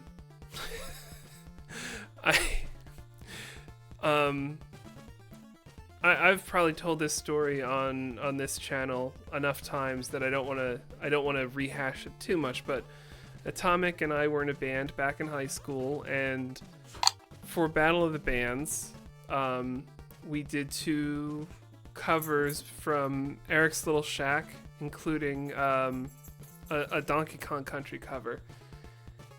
And I didn't... This is back when Atomic was really into DoD. I'm sorry, the dog is really demanding my attention. I texted Jackie Of to course. open the basement door. She's being a menace right now. John, so you're going to be at MAGFest. I'm going to hug tackle you in a few days. This is fact. Prepare yourself. Right. But I know you're playing with Los Veros. Yes. So when can we see you at MAGFest? Who are you playing with? Where are we going to see you? When are we going to see you? That is actually the only performance I'm part of. Okay. So that's going to be the... Well, that's a lie. I'm also with the trombone choir on Thursday morning. Nice. So that's... Thursday I morning? want to say... Yeah, Thursday morning. When is that? Let me look it up. So I have this horrible tendency with cons where I just kind of... Whenever I get there, I know when things are going to be because I'm kind of doing them as they happen. But leading up to it, it's like, oh... I have no idea when to tell people to be there. Ronza just said 11:45 a.m. So Okay. that's very good to know because Thursday morning I'm waking up in New Jersey and then driving to MAGFest. So if I want to see you in the trombone choir, I think I gotta start driving by like 8 a.m. Yeah, that's part of the plan. Yeah. That's I need fair. to get bagels from the Pennington Bagel Experience. John, what's your favorite bagel? Like, what's your breakfast sandwich of choice? Do you like an egg and cheese? Well, it depends on what I have access to. But, like, if I have all the bagel options lined out in front of me that I could choose from ever, it would probably be... what would I choose? Probably a bacon, egg, and cheese kind of setup. What kind of cheese? You a Swiss guy? You a cheddar guy? You American? If I can pick whatever, it's either American or pimento. Ooh, God! Oh, the pimento. You gotta go pimento. That's the out of left field choice. I love it. What kind of bagel though? You're not gonna do that on cinnamon raisin, John. Don't tell me you're doing that on cinnamon raisin. What's the, like, basic default bagel? Okay. So plain is the obvious default. I That feel one. like sesame or poppy have like a pretty, in my mind, sesame or poppy are pretty good defaults for like, I want a little bit of something, but I don't want it to be too much. I like a wheat everything. That's my jam. Whatever. I'll probably go with plain just because I'm simple. The man PF just said, "We're just talking about bagels. This is what DoD is all about." John Stacy, anything else before you part for us tonight? Not particularly. You know, don't be shy. If you see me in the hall or whatever, just come say hi. You will know him because That's to anybody. He is 6 foot tall and he has a glorious beard, and he's probably gonna have 50 brass instruments on his person at the time, Yeah. more or less. Thank you so much, John Stacy. The next track we have is gonna be one of your classics. Keep it right here. This is Dwelling of Duels.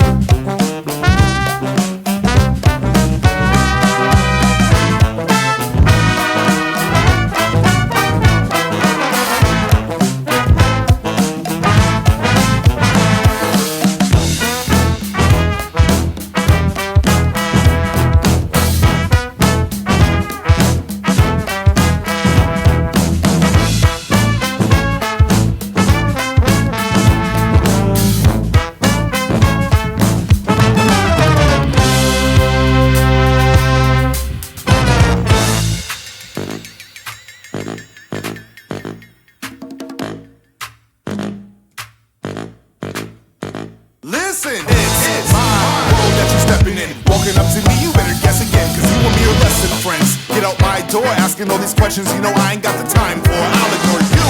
If you ain't getting money like my crew, yo, let me remind you, I ain't got the time to deal with these haters up in my game. I tame anybody trying to step in my frame. A rapper step in my lane, that's a no-go.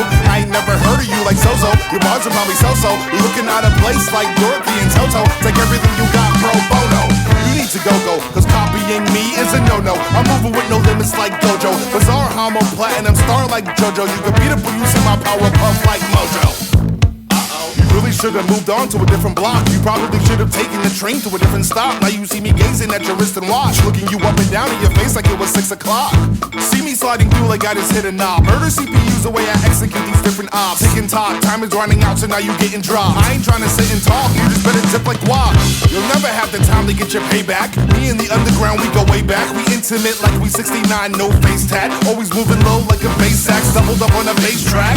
Level 99 about to break stats. You just level 1, you can barely beat up a plain rat. I'm just gonna say that we ain't in the same class. Face facts, everything you do is just straight astronomically horrendous. Everything I do, yo, it's gotta be stupendous. I would say I'm one of you taking a census. Naturally contentious as I'm spitting every sentence. Listen, to anybody that's not part of my clan, as part of the plan to target you and take a drink while we party and jam. Beat you with everybody we can, so honor demands. Or get hit with a suplex and get left with a bruised neck. It's just part of the slang. Listen.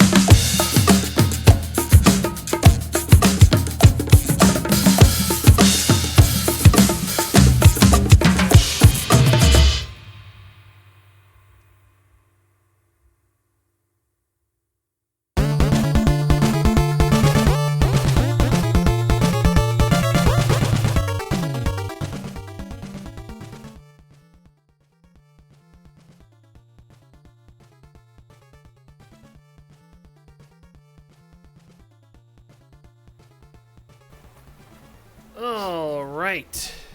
This is Dwelling of Duels. I'm your host, Evil Sonic, and joining me now is Kev Ragone. Ragone? Am I doing that right? Got it. Okay, cool. Kev, Hey there. how's Hey, it going? It's How going you well. doing tonight? Going well. Preparing for the big MAGFest. Your by audio practicing and your video is not playing syncing, but I drums. love it. Oh. Kev, We had that problem last time. it's a running bit that Kev and I, we just have this little thing of ours. Huh. So Kev, I know you are an incredible drummer, and drummers in Thank DoD are hard to come by, and as a result, I see you on a lot of tracks. I see you on a lot of incredible tracks. So that's pretty cool. I don't know if I don't have a question there. Thanks. You're just on a lot of great tracks. You do a lot of great stuff there. So yeah, I met you 2 years ago at MAGFest. You're from my neck of the woods, which is the central Yep. Jersey-ish area. You're in Pennsylvania, right? Yes. Oh, South I'm Jersey. just outside Same of thing as Philadelphia. Pennsylvania. Yeah. Yeah, I know. I can see That Pennsylvania central from my South house. Jersey thing, we're not Philadelphia, we're not New York, but we're something, we're kind of Mhm. close. Right. And, so how does a drummer like you get into a VGM scene like this? I would say I followed my heart. I got into the VGM scene with my band Close to Good. Back in the day, we covered the whole Mega Man 3 soundtrack in 2012. In that live, we actually got on the radio, local radio a little bit, some newspaper write-ups.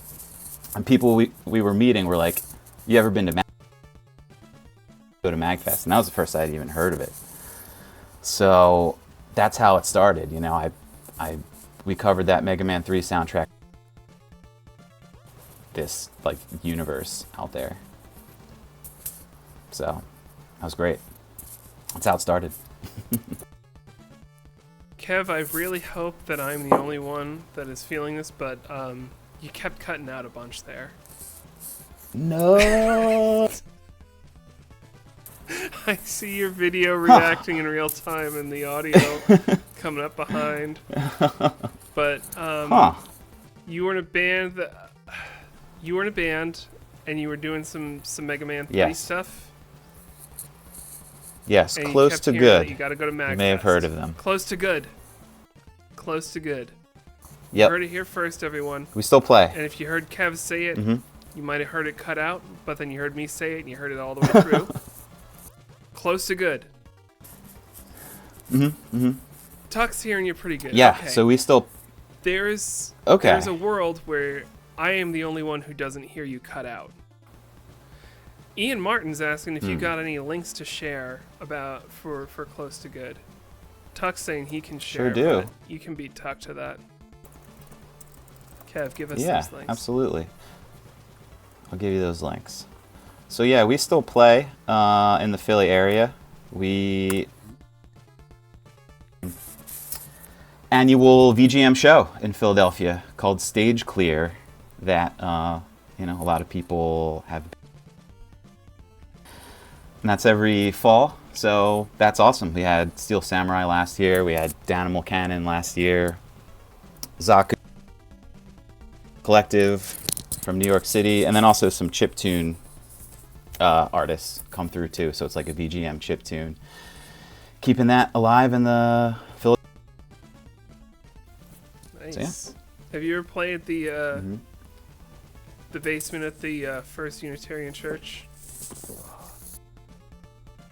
Did that with Cheap I love that Dinosaurs. Oh, it rules. So much history there. It's really awesome. I've seen a ton of shows there. International acts even play there. really storied venue. So, okay.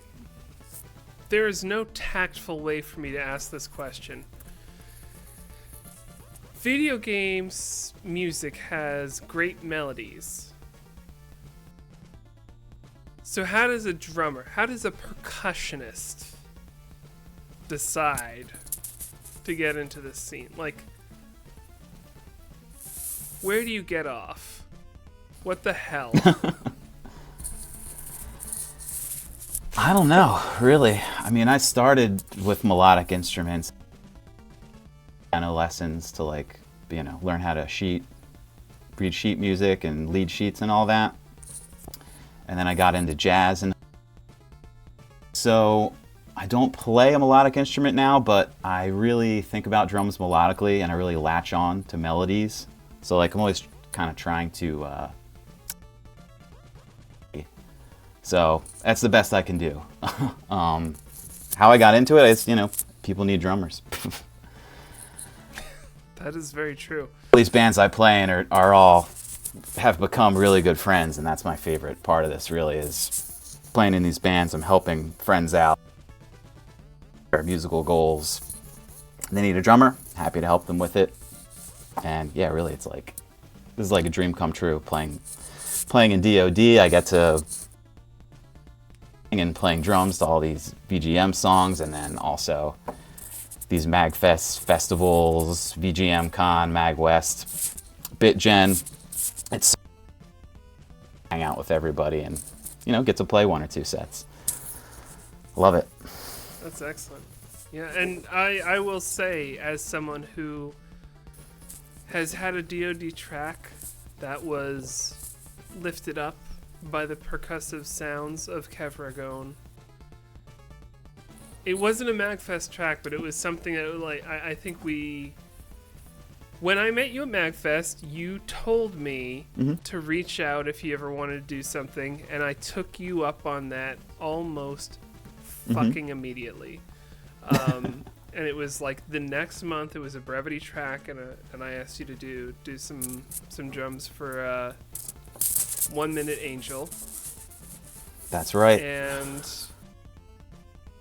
you knew the assignment. That's a great one. And you brought it.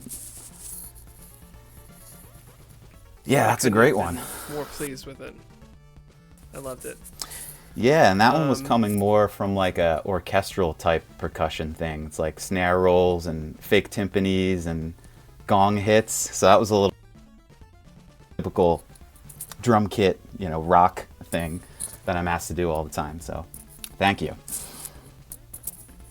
Yeah, what's your do you have a favorite style, or like what is your dream track to work on, or what's the kind of track you would want to be a primary on? So I've done some primaries. The Super Striker stuff is actually a couple of them at least. Ooh. Daytona and Devilish. Good thing we have a Super Strikers track in the playlist coming up. Yes. On one with martial art a couple months ago too. Cremini Dreams, that was kind of like a dream pop type thing. Little Nemo. Nice.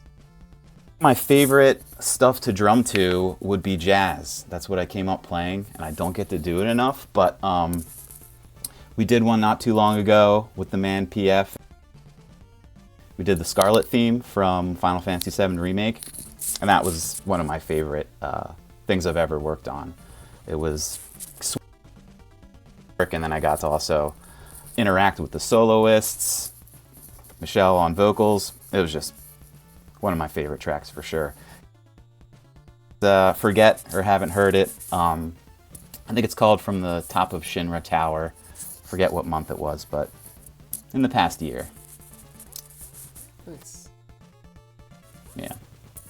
So jazz. If anybody's doing jazz, hit me up. You heard it here first.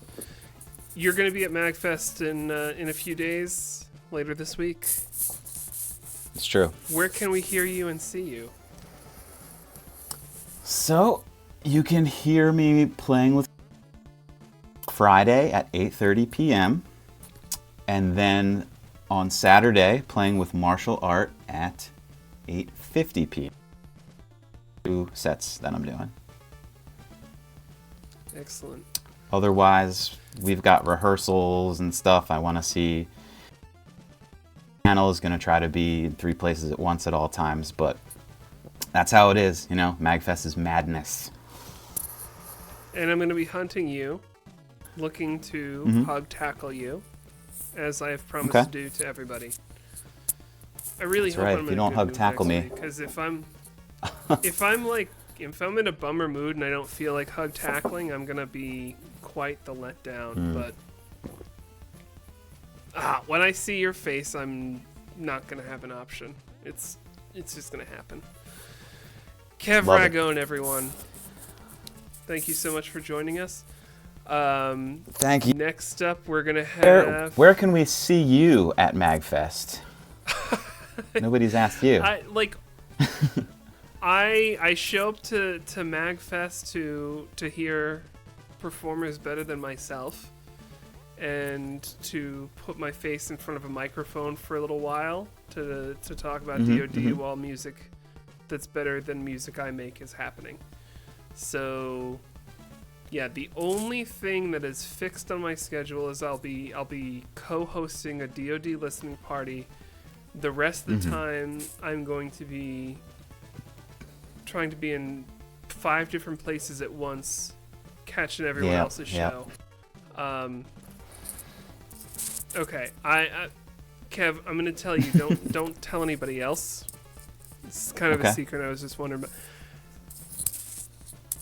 I might not even do it. There's a small chance I might bring a mandolin. Ooh, you should. You absolutely should. Yeah, because, Ian Martin is not showing up, so who else is going to be there with a mandolin? That's right. It'll be you. I think It's going to be me. This is going to be You're gonna my be the time East to Coast. shine. East Coast mandolin guy. I really seriously think you should do it. Seize the moment. It's going to be my time. I'm Evil Sonic. This is Kev Ragone. DoD. Kev, I'll see you in a few days. Keep it right here. You're about to hear some Super Strikers. And some other music from people who have contributed to DoD and will be performing at MAGFest. And keep it right here. See you next week.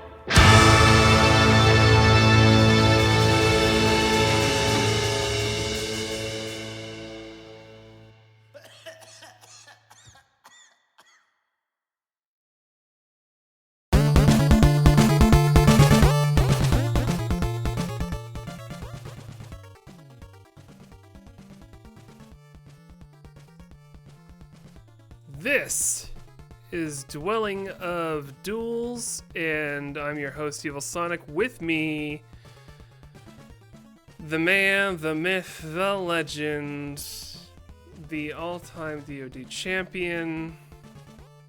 Who am I talking to right now? Hello. Yes, hello. How are you? Hello, good, how are DoD. you? Hello, people in the chat. Prince of Darkness, Pud, Tony Dickinson. Right. Thank you so much for joining us tonight. Thank I you am- for inviting me. I know I've told you this before, but you've loomed large in my musical endeavors. The time that I tricked you and Connor into doing an alt with me, Yes. and then Just listened to that Keep the other me- day, actually, for some reason. what was that? I just listened to that the other day. Nice. It wasn't just the tricking you into the alt. It was the like half hour to 45-minute session afterwards where like the two of you just like held court on mixing. Yeah. That broke my brain and remade me. I was who's that anonymous DoD contestant that talks about like being a phoenix from the ashes, but like I burned myself down and rose again. It was instructive. Good. Yes. You must be broken down before you can be built again. At least That that's is the what, point of DoD. That's what a lot of cult leaders, how they operate. And so, yeah, I mean, first of all, just Tony, thank you so much for being here. I've got, Of course. like 12,000 different things I want to ask you about, but if I had to consolidate it down into like 2 bullet points, part of it is you have had a long and glorious legendary history of making DoD tracks for MAGFest months. And I'm also, am I correct in understanding you'll be performing at this MAGFest, or are you here as a fan? Yes, I will. I will be playing with Power Glove, actually, on the main stage on Friday night. Yep. That is a band. They sure are, and it's gonna be a good set. I'm pretty excited. I think Power Gloves released a lot of new music since COVID, basically. I mean, haven't we all? So they're gonna be playing a lot of things that they haven't since before COVID. So I think it's gonna be a pretty cool set. I think. Yeah, I got to play with those guys at an anime festival in Abu Dhabi, actually, back in October. So I've known the guys in Power Glove for like as soon as they started touring, basically, and I've been friends with them for a long time. I played with them in MAGFest 2018 just for like a few songs, just ones that I knew. That was like super like off the cuff. It was basically walking through the hallway and I came across Basil and he's like, "Oh, dude, I didn't know you were here. You want to play some songs with us?" I'm like, sure. But this time, yeah, I'll be doing the whole thing with them. I'm not by any means like a permanent Power Glove member, but I'm a special guest that when the stars align, I do play with them. That's excellent. And I think I DM'd you about it was really hard for me to make a playlist for tonight that wasn't just the Tony Glory Hour. Like, if you go back to DoD Duels of MAGFest's past, you have a presence. And I feel like that might be a little bit of an understatement. And I have to so here's a fun little thing. I was kind of arguing with myself, Dirty Kirby or Swinglevania, and I'm looking at those are both like 6 minutes 25 seconds. Yeah. Is that on purpose? Like, is that like a length of time that you feel is the perfect amount of song? Because those are the perfect amounts of song. I think it's like a matter of because both of those songs, I'm trying to do a lot of shit, and so I think it's just my prog blood, I guess. Like, there's no short songs in prog, and it's generally like, especially doing like a MAGFest arrangement, it's like I would always want to just like throw the entire kitchen sink at a song. Yeah. In the case of both of those, yeah, I mean, like, Swinglevania uses like a number of source songs, and like there were a number of things I wanted to throw into that arrangement. Like, I wanted to have like a Django section, and I kind of wanted to have like a brief kind of sort of Latin-y section. And obviously, very clearly, I was listening to a lot of Diablo Swing Orchestra while making that. And then with Dirty Kirby, that was me wanting to be like, oh, I'm going to do something Dirty Loops. And so I worked with Shnabubula on that one. He came up with a lot of the reharms for Dirty Kirby, and I pieced it together. So that one's just like, I want to get like everybody soloing on it. It's like, it's also kind of like I guess like a jazz approach, where it's just like everybody gets a solo, and so by the time everyone's done, the song is like 8 minutes long. So I'm pretty sure I've told you this before. That is my alarm. Which one? Dirty Kirby? Dirty Kirby. It is the perfect song to wake up to, because it has that just the like it's such a soft the Sam thing, intro, and it eases you into it. So like, it is the perfect alarm, because by the time you get to stuff that's really like, it just eases you into the day. Sweet. Yeah. So that's a mag track. You like Hot Rocks for Shuffle, like got the Latin title I can't begin to pronounce from your first mag month of 2008. Oh yeah, the ActRaiser medley. I just call it ActRaiser every time I bring it up. ActRaiser and that's the original Latin. Yes. Yeah. Well, so when was, I'm trying to think, your first MAGFest was 2008. Yes. And that was when you first started, like, your first DoD was March 2008. Yeah. So was DoD the thing that brought you to MAGFest, or was it just like kind of a thing? So basically, like the general timeline for me and kind of getting into this sort of thing was, I do remember a friend of mine kind of turning me on to OCR a little bit. But it was really, I didn't really get into it until I think I think it was actually like when the forums were still the rage in the mid 2000s. I was a member of the Megadeth forums, and I just remember somebody posting like Vert's Crystal Flash like on the Megadeth forums, and I remember listening to it and being like, what the fuck, this is awesome. And it's video game music, holy shit.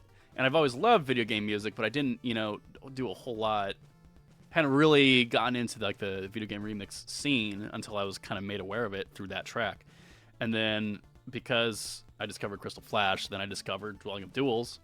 I started listening to some of the Months, particularly the Sonic remixes, just because that was my favorite game series. But then like Project Chaos came out, I think shortly on OCR. The Snapple Man led Sonic and Knuckles album on OCR that came out shortly after I discovered Crystal Flash. So once I discovered that, I was just like kind of like all in. I was just like listening to a lot of stuff. I was obviously like, I became like a huge fan of Snapple Man because of his remixes on Project Chaos. And then I found his AOL Instant Messenger handle on OCR, and I just started messaging him on a whim, and just ask him about questions, ask him questions about things, and then he convinced me to enter DoD, and that's when I did it. So March 2008. So you can blame Snapple Man for me being here. I mean, I love Blame It Snapple Man for so many things. Yes. I had a thought somewhere, and I lost it. But yeah, I do love DoD. I do love hanging around, and I'm glad. I'm happy to see everybody next week because it'll be a good time. I just remembered my thought. Okay. It's slightly it's more related to DoD than MAGFest, but you were talking about Crystal Flash. Mm-hmm. It occurred to me you have the distinction of winning not 1 but 2 recover months, and both of those times you've covered vert tracks. You did Crystal Flash to win the first recover, and I think it was Full Mast. Yeah, okay, was the second. right. I don't know why I was blanking on the second recover month. But yeah, I redid Crystal Flash and jammed the Metroid Metal arrangements into it as well, just for something different, just to be a maniac. So it's like I expanded on it by taking all of the Metroid Metal, Super Metroid arrangements and kind of like expanding some of the Crystal Flash sections. And then Full Mast, I did because that was Snapple Man and Vert's way of mocking my musical style. So I decided to just, do it. Send it back. Yeah, send it back. Exactly. And you know what? You got a gold. They didn't. That's true. Yep. I beat him. I beat him that month. Which what month was it? Was it Dirty Kirby that beat them, or what track was it? Of mine. I was just looking at it. Was a mag month because I know I came across it when I was looking at. I think it was Dirty Kirby. Okay. Cool. Yeah. So they came in second behind Dirty Kirby. Nice. The perfect alarm clock song. Yeah. So that I don't okay. So that's a bit of a flex. That So first of all, just to do a recover of Vert, that's Vert. It's Vert. Yeah. No, he's not easy to follow. That's for sure. I mean, we all know and love him, and he's definitely very brilliant. And I definitely look up to that guy for sure. Very, very talented and successful musician that I aspire to still. And I mean, he's done some DoD tracks that I can't. This is whenever anyone ever. Okay, so I have to remember I'm the director of DoD now. This is a new era set of shoes that I'm Evil in. Sonic era. I have to remind myself when I say things, it carries a little bit of a different weight than it did a few months ago. A lot of responsibility here. Whenever anybody complains about what place they come in, I look at months where Vert came in 12th, and I'm like, think about that. Yeah. If Vert can come in 12th, you can come in whatever place you come in, and that's just the thing that happens. Right. Yeah. I don't know how else to say it. Yeah. Yeah, I remember Vert came in 11th during the MAGFest 7 month, which had it was Enter the Turtle, which I have in the playlist somewhere. Yep. Side scrollers. Yeah, and there were a couple of his earlier months where he didn't, place high, but he generally places high, of course, but not always. I mean, I've gotten 6th and 7ths and and it's especially as time goes on and DoD gets more competitive and it's easier for people to make good sounding music. I'm on the same level with everybody else at this point. I'm sorry, Tony. You're talking to Evil Sonic.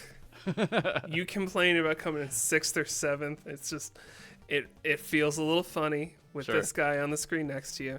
Sure. No, but like, have you ever had a month where you got 0 votes? You remember when we had votes? You don't know what that's like. You have no idea what that's like. Did you get 0 votes? I got 0 votes the month that you came in first with Sonic Gargles Marbles. Oh, during Sonic Month. Yeah. Evil Sonic got 0 Evil votes. Sonic got last place in Sonic Month. Let's all laugh about it. No, but like, I mean, that's okay. DoD, it's a competition. Yes, you gotta show up. You gotta give it your all.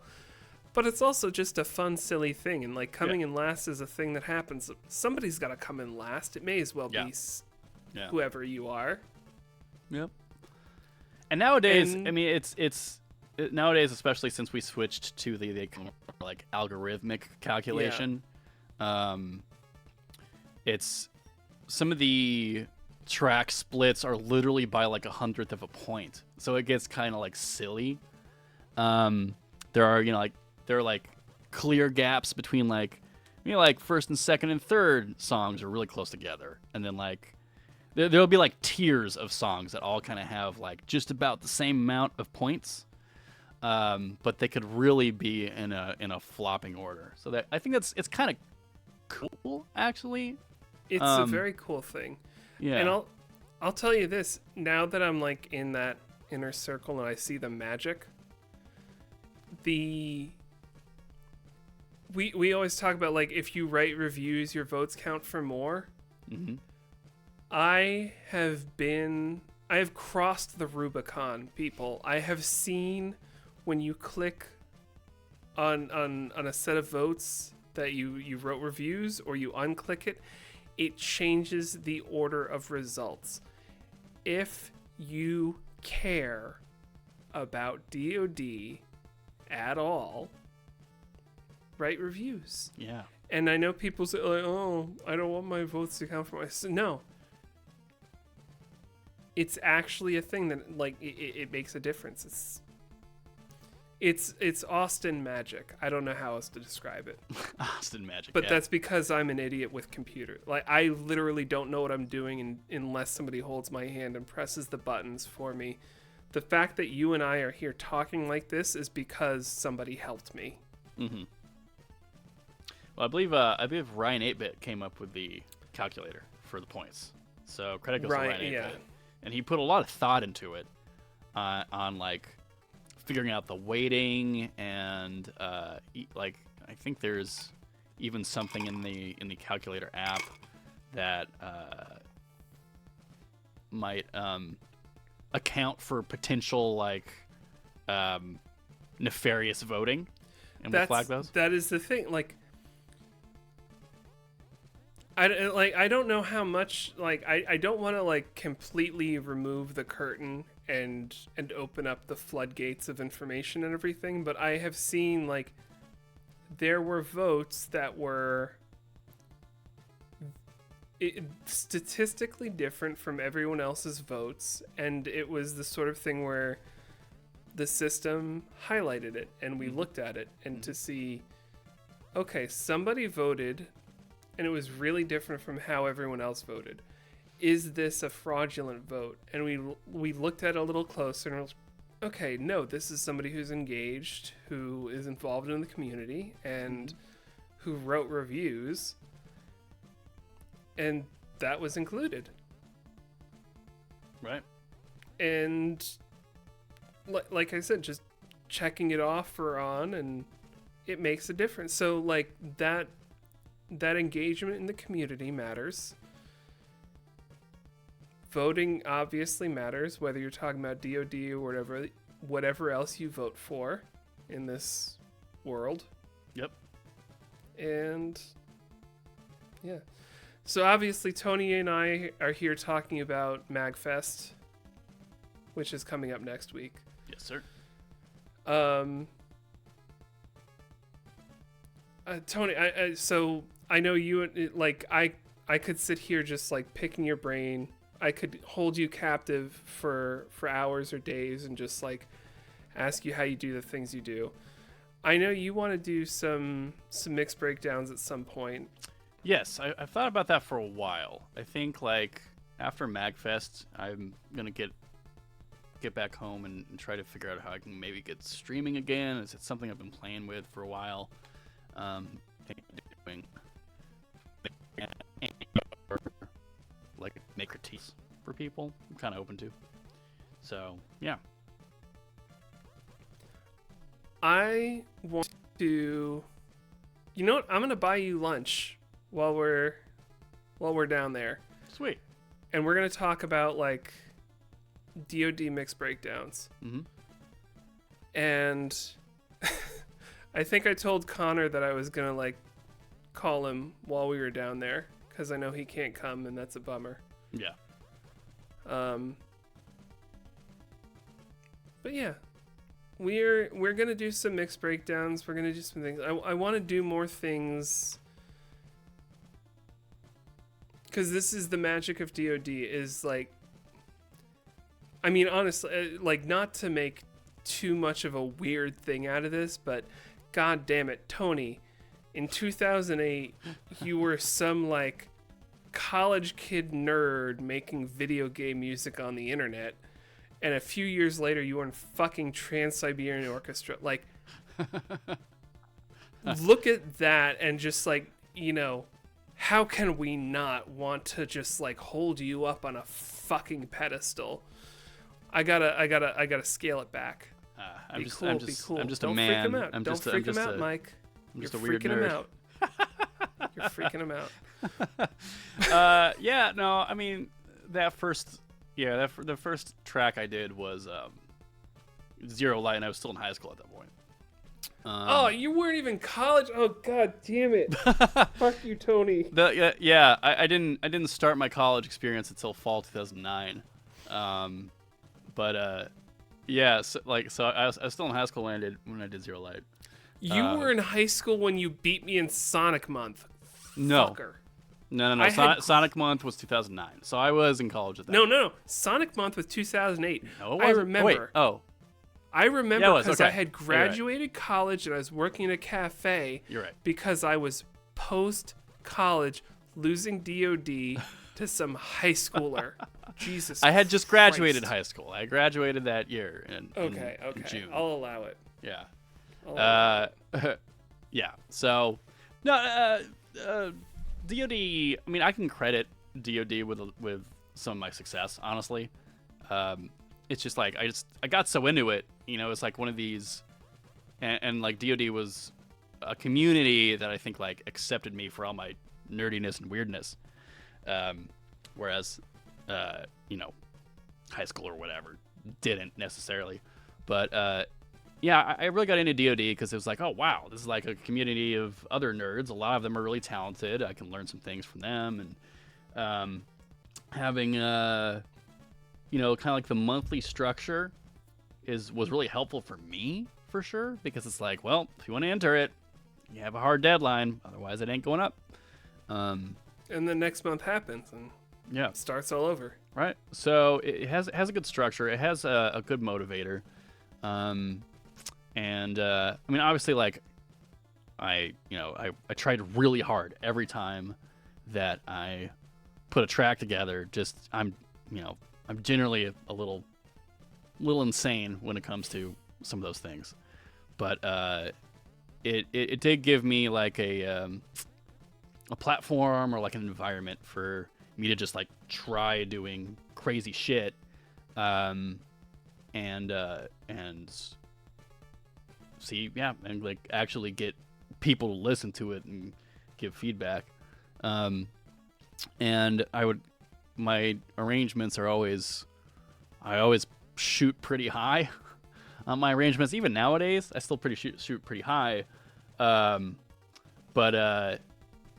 it, you know, like because I was shooting so high, like I'd have to like, it would like force myself to be like, all right, well, if I want to play this, I gotta like learn how to play it and practice it. So yeah, you know, like a lot of those first songs, like, all right, I wrote this thing, now I gotta practice it before I record it. So giving me the opportunity to like work on chops by coming up with weird arrangements definitely made me progress just as a musician in general. So yeah, like and definitely now that I do like music production professionally, of course I can really credit Dwelling of Duels with where I'm at now, for sure. Yeah. I mean, that's really fucking cool. I mean, that's one of the things I love about DoD is part of it is you have the assignment.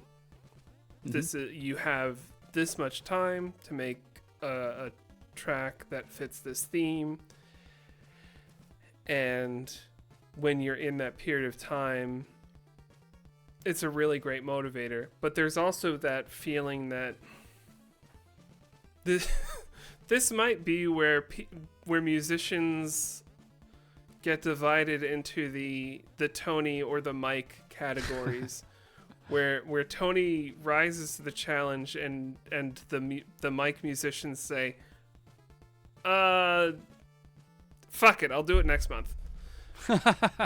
Like, I mean, part of that's reassuring to me is let me dial that back. A year or two ago, I was absolutely committed to entering every month, and I learned that I had anxiety disorder.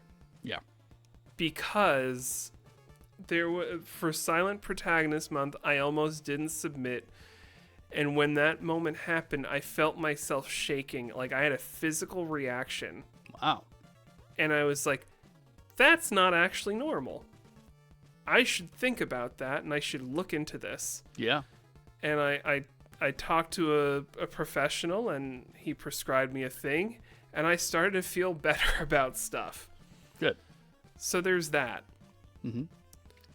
Well, Mike, I mean, we can get real for a second. I'm since you brought that up, I mean, I am a massive perfectionist. It is, I believe, perfectionism actually is just another manifestation of the fear of failure. So I think in my particular instance, I want to make things like undeniably good so nobody can ever say anything bad about me. I think, but if it weren't for the hard deadlines of DoD, I would never release anything. I know times in the past, especially in early DoD months, like during reviews, if anybody said anything bad about my songs, I have this immediate reaction, and it feels horrible to me. And I know that is a result of fear of failure. And I still feel it sometimes. It's hard. I know that as time goes on, I get better at it. But it's not like that. Yeah. I push myself so hard because I'm afraid of people saying bad things about me. I mean, I think that's something that people should probably kind of keep in mind. It's a good thing to be aware of. Yes. Like, it's not a bad trait to have where you have that, like, push, but it's also it's important to be mindful of it, that it doesn't control or define you. Like, it's good to strive, mm-hmm. but you also want to sometimes remind yourself that it is somewhat artificial. Like, it is. Yes. It is a reality that really only exists in your head. Now, you're only afraid because of something that's like holding you back inside for one reason or another. A lot of us, it's for like, trauma or things. The way we grew up, and it just comes from things that you learned in your past. And the reality is, like, most DoD songs I listen to, they're pretty great. And I think like they are like everybody should appreciate them because people took the fucking time to do them. Period. They should be appreciated no matter what like place they are because people you know, they went through the effort and they put themselves out there. And like anytime someone puts themselves out there, that should be applauded just in its own right, whether or not a place is high or low. And that, you know, that's logical to say, but a lot of times our emotions don't align with that, you know, where it's like we, but it's also kind of natural. I mean, we want to be approved by our peers. That's just like a natural human instinct. But it is, you know, it's not as big of a deal as we always feel like it is, right? And a lot of times we all feel like it's going to be a huge deal, that you didn't place high, or somebody had a critique about your song, or you know, like whatever. But the reality is like everybody's here for a reason, you know, like everybody enjoys doing this and everybody enjoys interacting, and like, man, like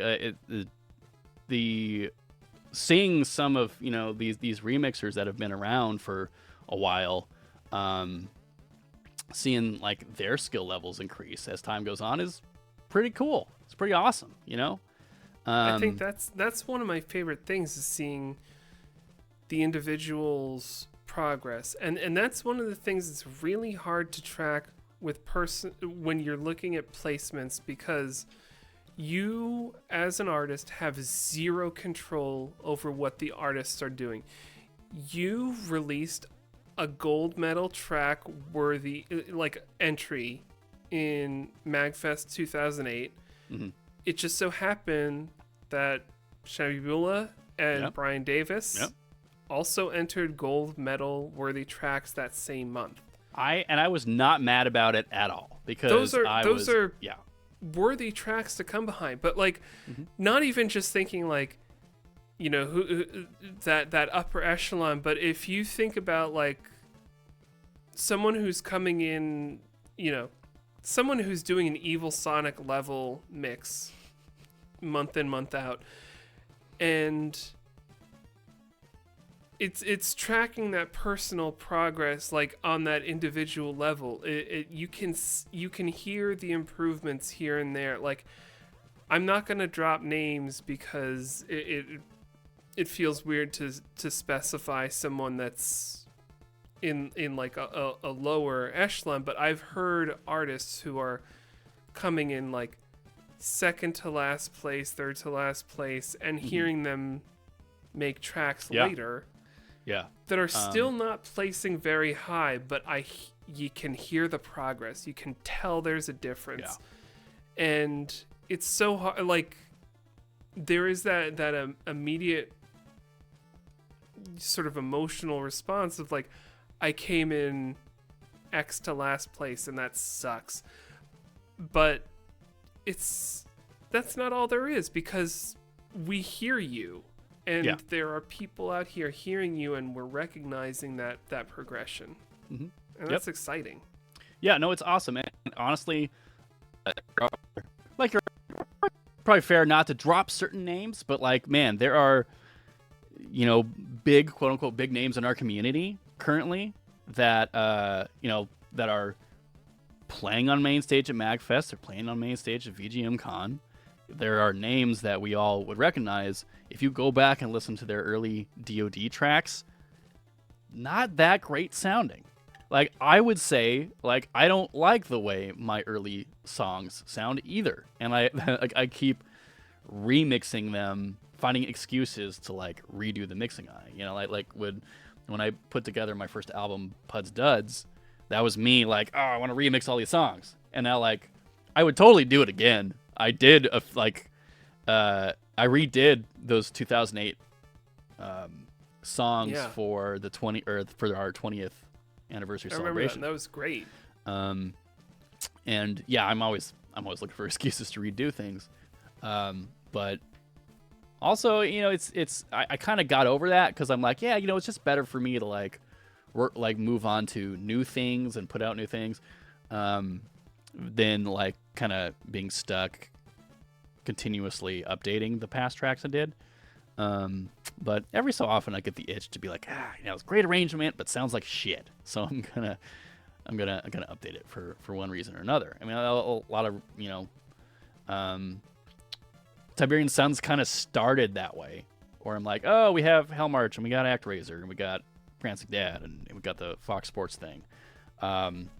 Would be great to play those at MAGFest, and then we redid those for like the third time, and I don't know like what iteration I'm on for Hellmarch, but like by the time the debut Tiberian Suns album came out, Collateral Damage, that was probably iteration 5 of Hellmarch.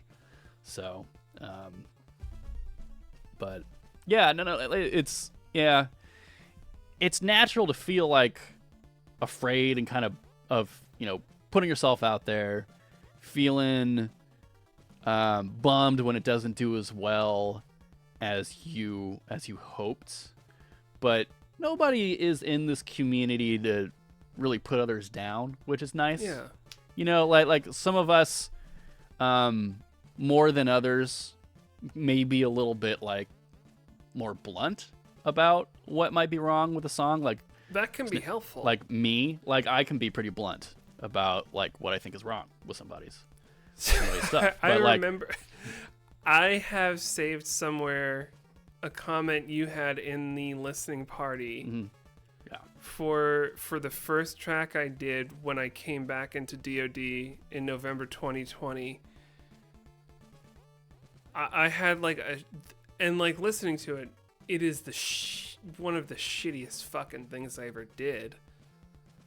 And you like reading through the chat, you were like, what is this? Is this the Advantage before they knew how to mix? I don't remember exactly what it was, but it was brutal. Yeah. It was also helpful. Yeah. I'll credit Snappleman with that approach. Snappleman is known to be a very in-your-face, Brooklyn, New Yorker, and he kind of behaves the same way in chat room. But he is a very helpful person because he's very good at what he does. He's just straight to the point, and not everybody can handle it. Some of that wishy-washy stuff doesn't land. Like, right? You say that if you try to put mixed criticism with that sandwich approach of compliment, critique, compliment, people don't always catch it. It took me way longer than it should have to realize I was mixing my bass totally fucking wrong. Right.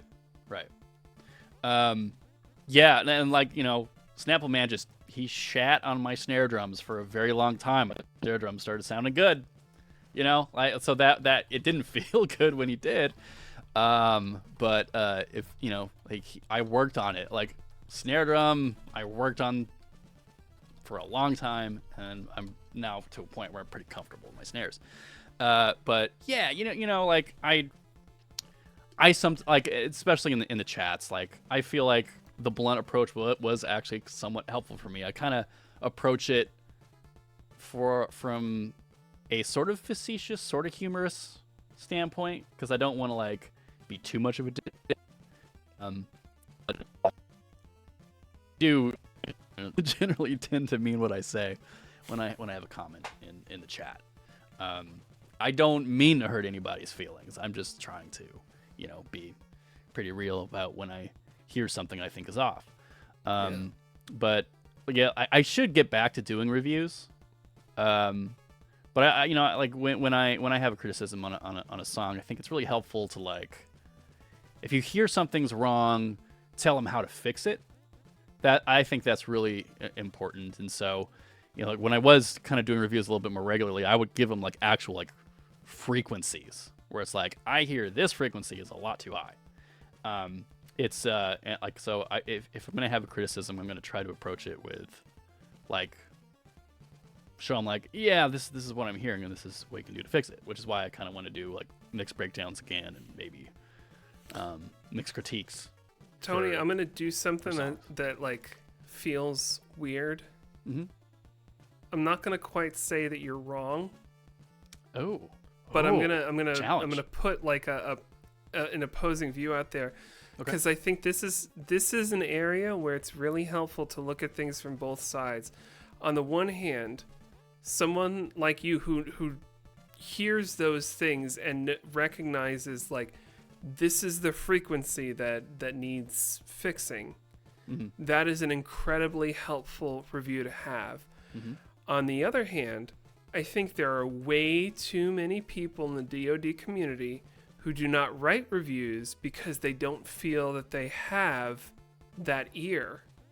Okay, that that's fair. they're not there yet, and that's something that I've kind of like blustered my way through of saying like, I don't know what's wrong with this track, but it's kind of over here, and someone else help me out with this. And from that, like, I start, and, you know, I, just like you improve your DoD tracks, you improve your reviews month after month by building off of that. Like, I'm starting to recognize the kick isn't, you know, the kick sounds wrong. And then the next month it's like, the kick sounds muddy. And then the month after that, it's like, you know, high pass the kick at this frequency, like that kind of building. So it's, I don't think you and I are totally off, but it's one of those things where I think there are different ways to write reviews. For sure. And I'm just want talking more about people like to feel empowered to write reviews. For sure. No, you're totally right about that. I feel me personally like that when you especially have that because there Tony isn't- ear and you're able to like impart that is valued. Right. Like I don't know. That's just me personally. I don't feel necessarily right pointing out a flaw if I can't describe exactly what the flaw is. But it's totally fine for other people to be like, it kind of sounds something wrong with that, but I just can't quite pinpoint it. I mean, like listeners are more intelligent, even if they're not that skilled. Listeners are more intelligent than we probably give them credit for. As it'll just manifest as like kind of like a feeling, right? It's like, I know something's wrong, but I just can't quite pinpoint it. And learning how to do audio production, partially, like at least half of learning how to do audio production is just training your ear on how to identify like what is the problem. And that's why I tell everybody that's trying to do audio production is it's like,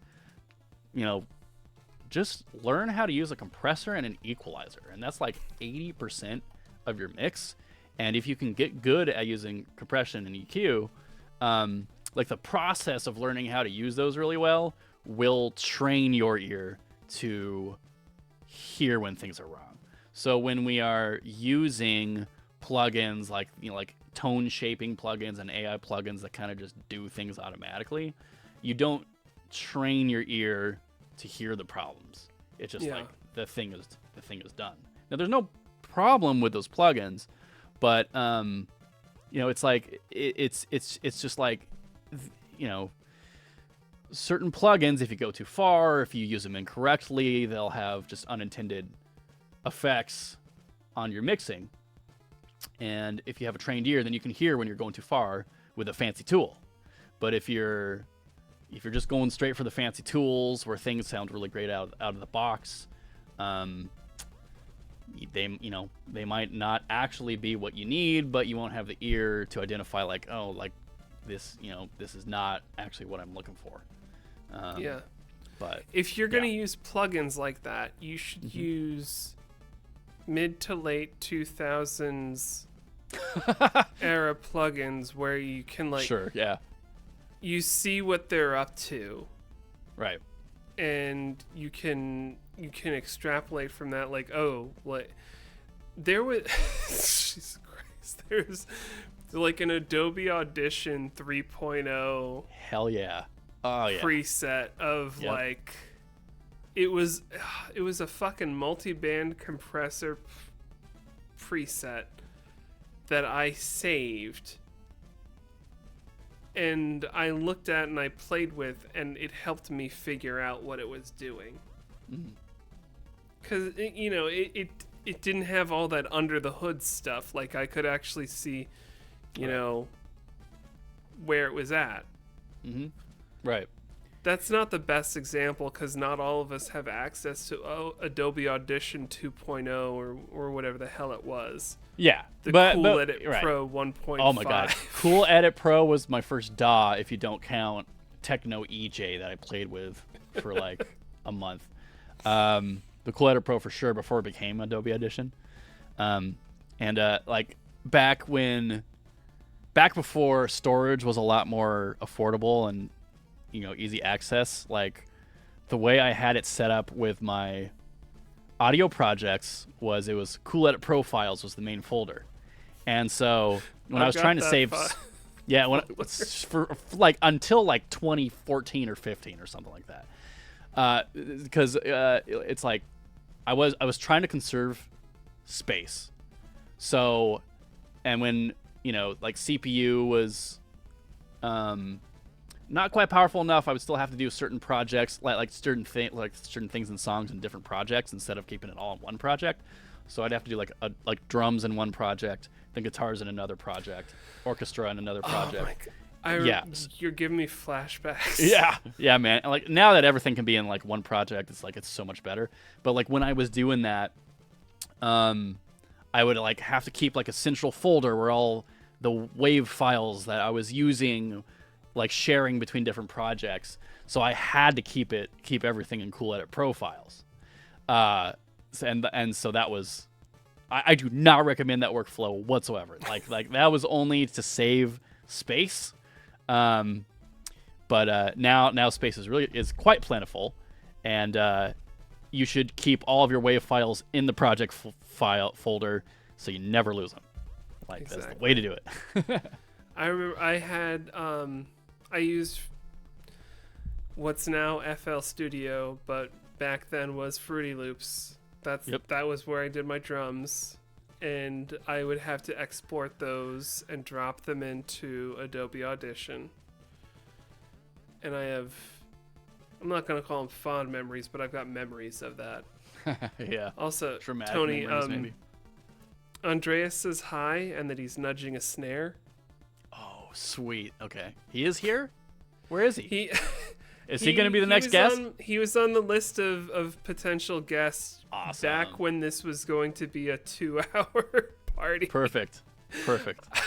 I'm so glad he's coming in right after me so he can shit on everything that I said. I'm pretty sure he's telling me to call it. He told me to just like sign off, and I said I've got Tony on, and he's like telling me to say hi. I've got at least 2 or 3 more I've got a few people. Okay, we should stop.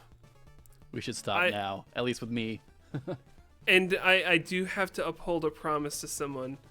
Tony, like, okay, so the deal was made, but like John Stacy told me he would only show up if I played the next song that's gonna play. Okay, sweet. And it's one of yours. Mm-hmm. It's from a MAGFest month. Oh, good. I'm gonna let you jump to whatever conclusions you might think that is. It's also after 11 o'clock, so I feel very comfortable playing this kind of track. Excellent. If you know what I mean. Mm-hmm. Tony, you got any before we close out and move on to the next song? You're cutting out. You're asking me something and you're cutting out. Oh shit. Yeah. Can you hear me now? I can hear you now. Okay. Tony, you got anything before we go on to our next song? Like where are you gonna be at MAG? What you got in the pipe? Just playing with Power Glove. Gonna be I'll probably be for the DoD party, but I really want to see T-Lopes. I've got a lot of things planned for my own stuff, for Tiberian Sun stuff, and I got a lot of things brewing. Excellent.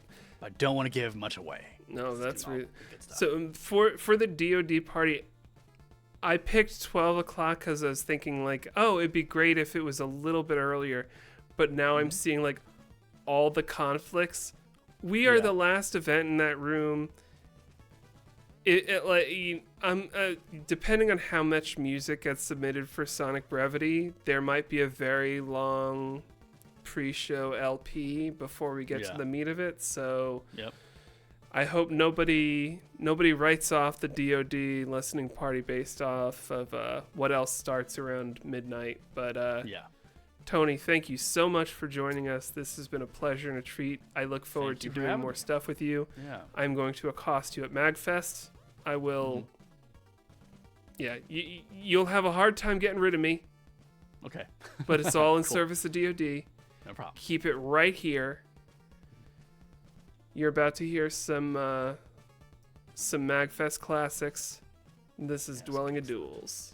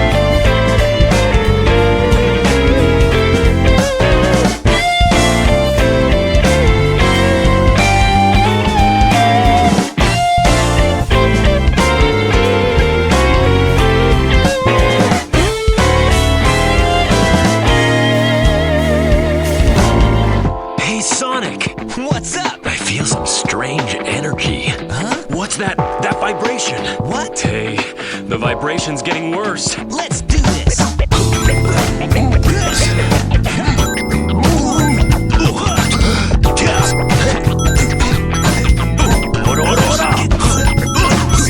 Knuckles, here it comes. Rats. No. That was cool. That was pretty rough. Let's take it back. I'm hard and I'm trying to hit that. Ayo, Sonic, why don't you cozy up to my nutsack? A kid in a dick, bitch. Pushing it in your bareback. Blasting your blue spines with a white homing attack. Digging for brown emeralds. Drill attacking that fat ass. Reach around, tickling your dick with my free hand. Your cock's twitching. And I know that you wanna blow fast, but I'm balls deep in this ass tighter than that roosh mat. I'm pounding it. Your butt is round like Eggman. I'm boned up, spreading your cheeks open with my spike hands. Your gold ring is choking, squeezing around my red gland. Up in your wild canyon, drowning the stick like quicksand. My dick hard as my emeralds. Act 2 in your zone while I'ma be planting my chemicals. You're too slow now, bitch. You take it like a Boy Scout. Each time my nuts slap you, all your rings fall out.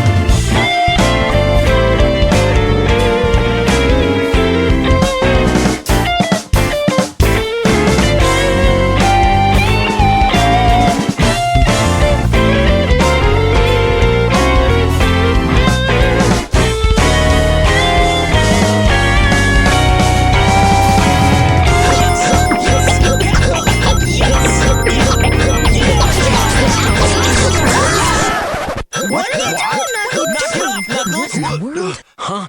Who's there? Sonic! Amy Rose is here! My name is Shadow. I'm Dr. Eggman, the greatest scientific genius of the world. This isn't too bad. Finally decided to show up, eh? What's happening here? Following the signal from the Master Emerald, I found myself deep inside this canyon. You know, what can I say? I die hard. Oh, Oh, Sonic! Boy, I'm hungry. Looks like they might be taking me for a ride somewhere. No doubt. Okay, bring it on! All right! Here I come, Sonic! All right, Tails! Oh, wow! It's changed shape. Did you see that? Hey, hey, hey! Come on, Sonic! We need to get busy! Yeah! I'll go and find the entrance. There must be a way to get in there. Coming in tight. Oh, yeah! Don't hurt it! Stand back, Amy! Now you've done it, Tails. Sonic just asked me for the first time to do something for him. I won't let him down. I won't give up.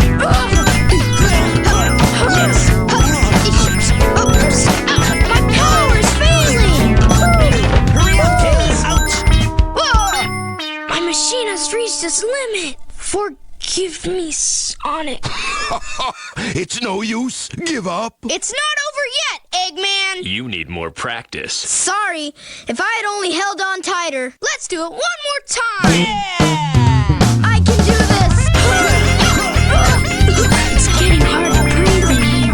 There may be a secret spot around here. All right, Tails! I'm getting closer. I'm almost there. Ready, Sonic? Here I come. Fire rocket launcher. Whoa! Sonic. Wow, Tails, you did it. Way to go, Tails! Sonic, I did it. I did it all by myself. Not bad. So who's next? It's my turn now. My hero. Amy! Wait! I'm getting excited. Wanna go? Let's go, Amy. I'm going to do my best, Sonic. Okay, whatever you say.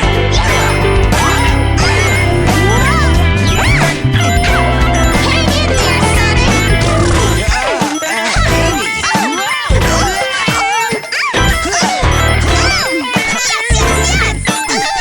Here I come, Sonic. Wow, I'm good. That will do. I'm getting sleepy. It's ridiculous of you to think that you could ever beat me. I'm perfection. You're like a blue human centipede. You're sorely unprepared for how I'll fist your asshole. Your nuts are chaos emeralds, and I've got chaos control. I'm Shadow the Hedgehog. I'm the ultimate life form. My dick's so in demand, my life feels like a gay porn. I've torn into more souls, cornholes, scored more poor whores till the war-torn lay cum scored on the floor. I'm a fucking monster. I'll fuck you so hard you'll need a doctor. Force it down your throat and make you take my awesome auger, and I'll force your baby mama Amy Rose to watch the slaughter. It gets even hotter. I'll destroy you, no mistake. I'm at full mass. Finally, your ass is mine to take. I'll cake you in cream and bust a loaf right on your face. Faker, you're not even good enough to be my fake.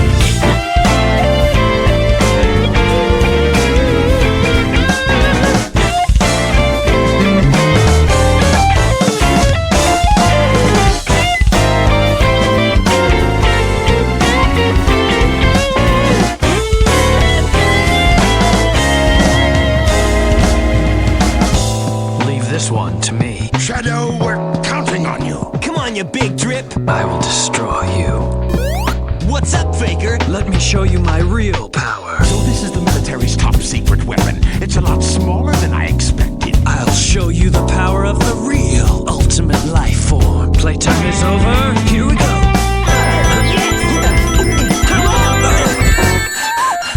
Wow, he's fast! Impossible. I am the ultimate life. I guess I'm not in full power here. Shadow, switch places with me. I'll use your technique. You think you can? Watch and learn. Just leave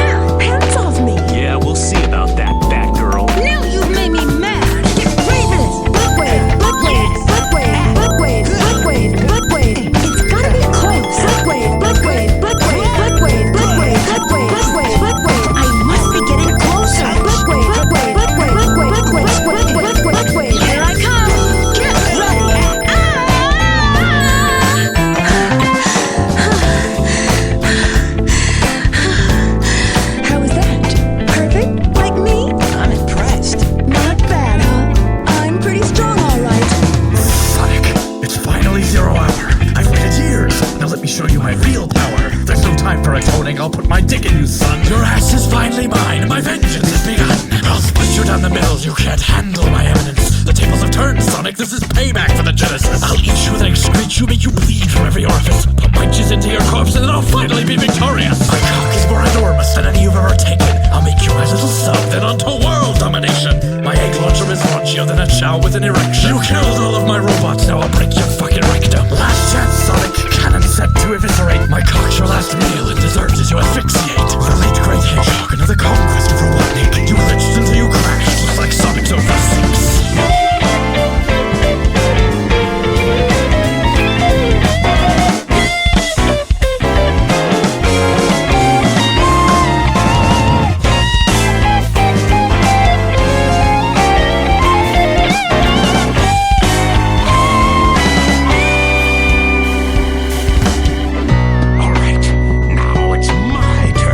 Come and get some, Eggman. Well, if it isn't my pal Sonic, I'd have done this a long time ago if I had the chance. No way that's getting through. Enough! I've got big plans, and now I'm gonna put them to work. Don't even try to interfere this time. Wow, this thing is really huge. I'm gonna destroy all systems, full power. You turned into a big-time villain, Doctor. Take this! Take this! Take this! Eggman's a real blood. You haven't seen the power this vessel really has. Get a load of this. What the? What's going on? Why doesn't the cannon fire? Take that, Eggman! You ready to give up? Oh, no, it was a dud. I can't believe this. Nice try. Is that all you got? What a hassle. Oh, now you've made me mad. This time, I will show you my power. Now I've got to start over from the base. You must be getting desperate. You're no match for me. Take this. Take this. Take this. Never gives up. Take this. Take this. There's no time for jealousy. Eggman's ready to throw that weapon. Get a load of this. Now you know why I am the best. We did it! All right! Great job. Ultimate victory. Not too bad, I guess. We all did it together! That hurt.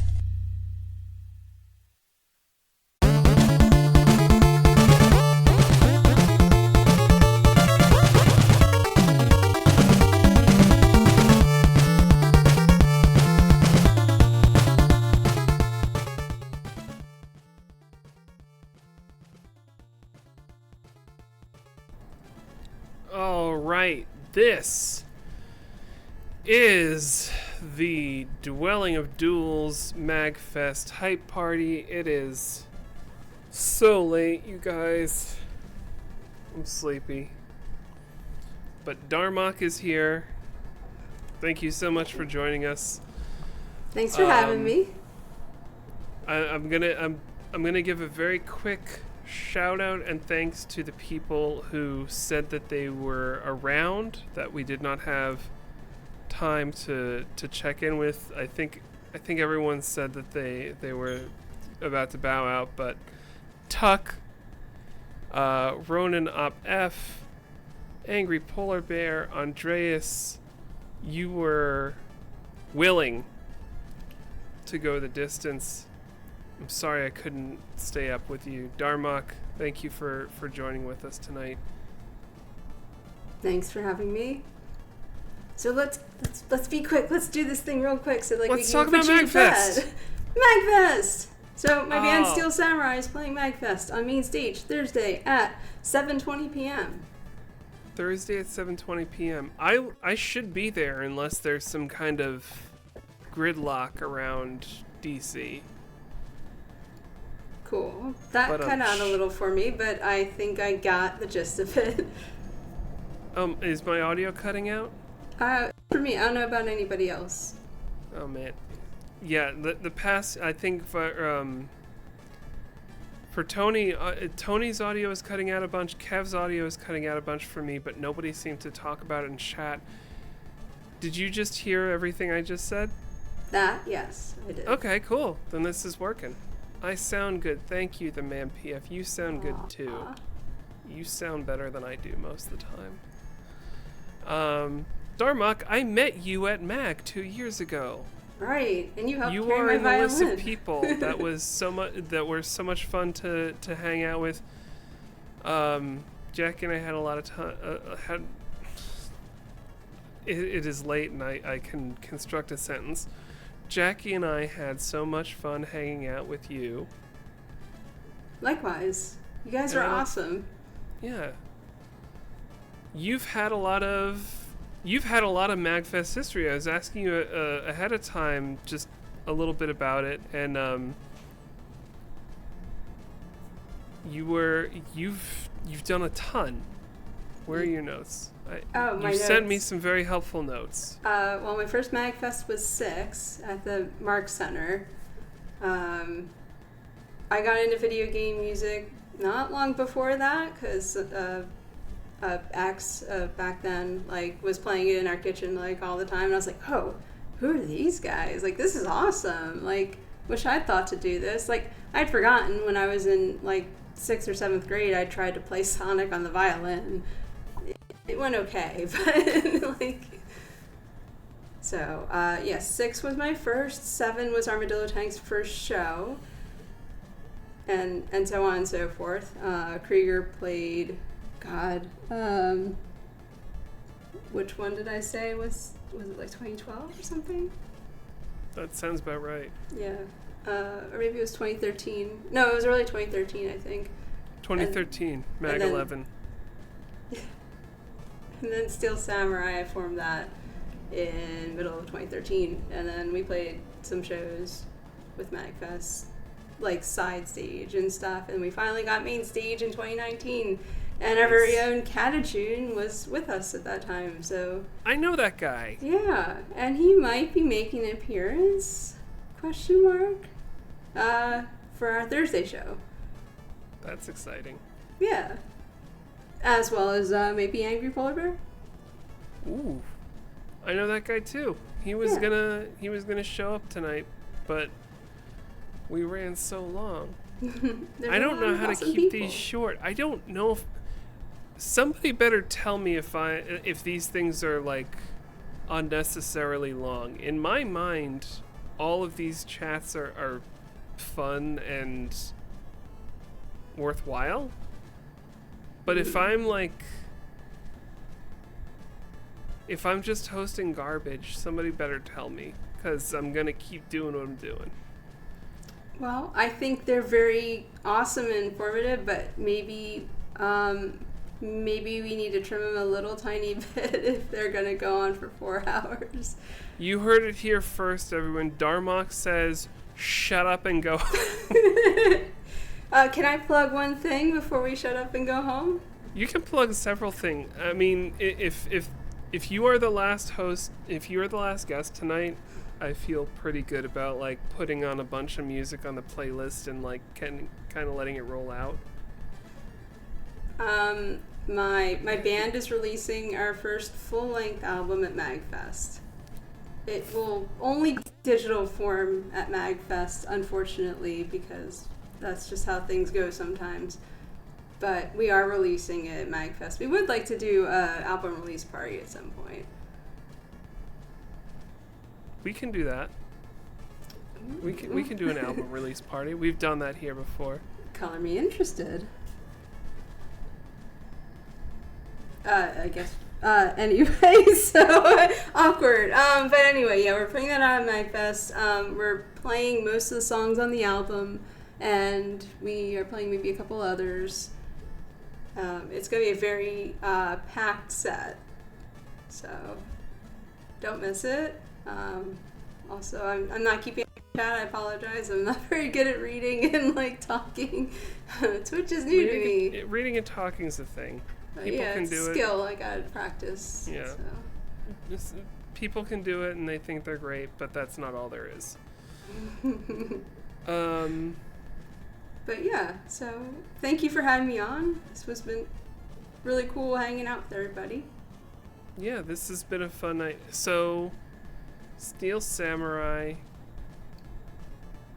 I'm sorry, can you repeat where you're gonna be? Like, I'm 5 different Thursday. places. Thursday night. Yes, Thursday. Main stage at 7:20. Thursday, 7:20. Main stage. I'll post it on the Yeah. DMV's Discord. I really hope people aren't looking at me right now as a viable source of information here. Saturday night at 11:47 p.m. Eastern Time, after I've had a few, after I've been hosting this party for almost 4 hours, which has been so much fun, and I love this, and this is really good. But I'm also not as sharp as I was a few hours ago. It's Understandable. kind of the nice. Oh man, somebody wants to jump on too. I wanna bring them on. Hey, also, we really should do a mandolin off, like, at MAG. I have Do a you very have a added mandolin? tune. Yes, I've had one since August. I did that Steel Samurai mandolin cover, and then I did Alien Man with a D and House of Great a few months back. I know those people. Yeah. They're pretty great. I'll bring it. There's You have to bring yours now. There's a non-zero probability I'll bring a mandolin. The only thing that's holding me back is I don't have a hard case for it, but that's also not like a deal breaker. Mine's a soft case. If that. Yeah, but you're not traveling as far as I am. Okay. You're that's fair. relatively local. Yeah, I can take a train, so local. Dharma can take a train, everyone. I could take a train. The Darmok rest of on us the have train. The rest of us have to drive or fly or That's true. I don't know. Are steamer ships still a thing? Does anyone take a steamer ship to MAG? It's in a harbor. You've got to assume there's maritime transit. Maybe. Maybe. All right. All right. Well, thank you again for having me on. I'm gonna play a Steel Samurai track Ooh, that thank you. was submitted for a DoD Mag Month, and then I'm gonna be joined by one last guest. We'll see if I'm still conscious when they show up. It might You just got be this. the camera might just have like it might. We don't know what it'll look like, but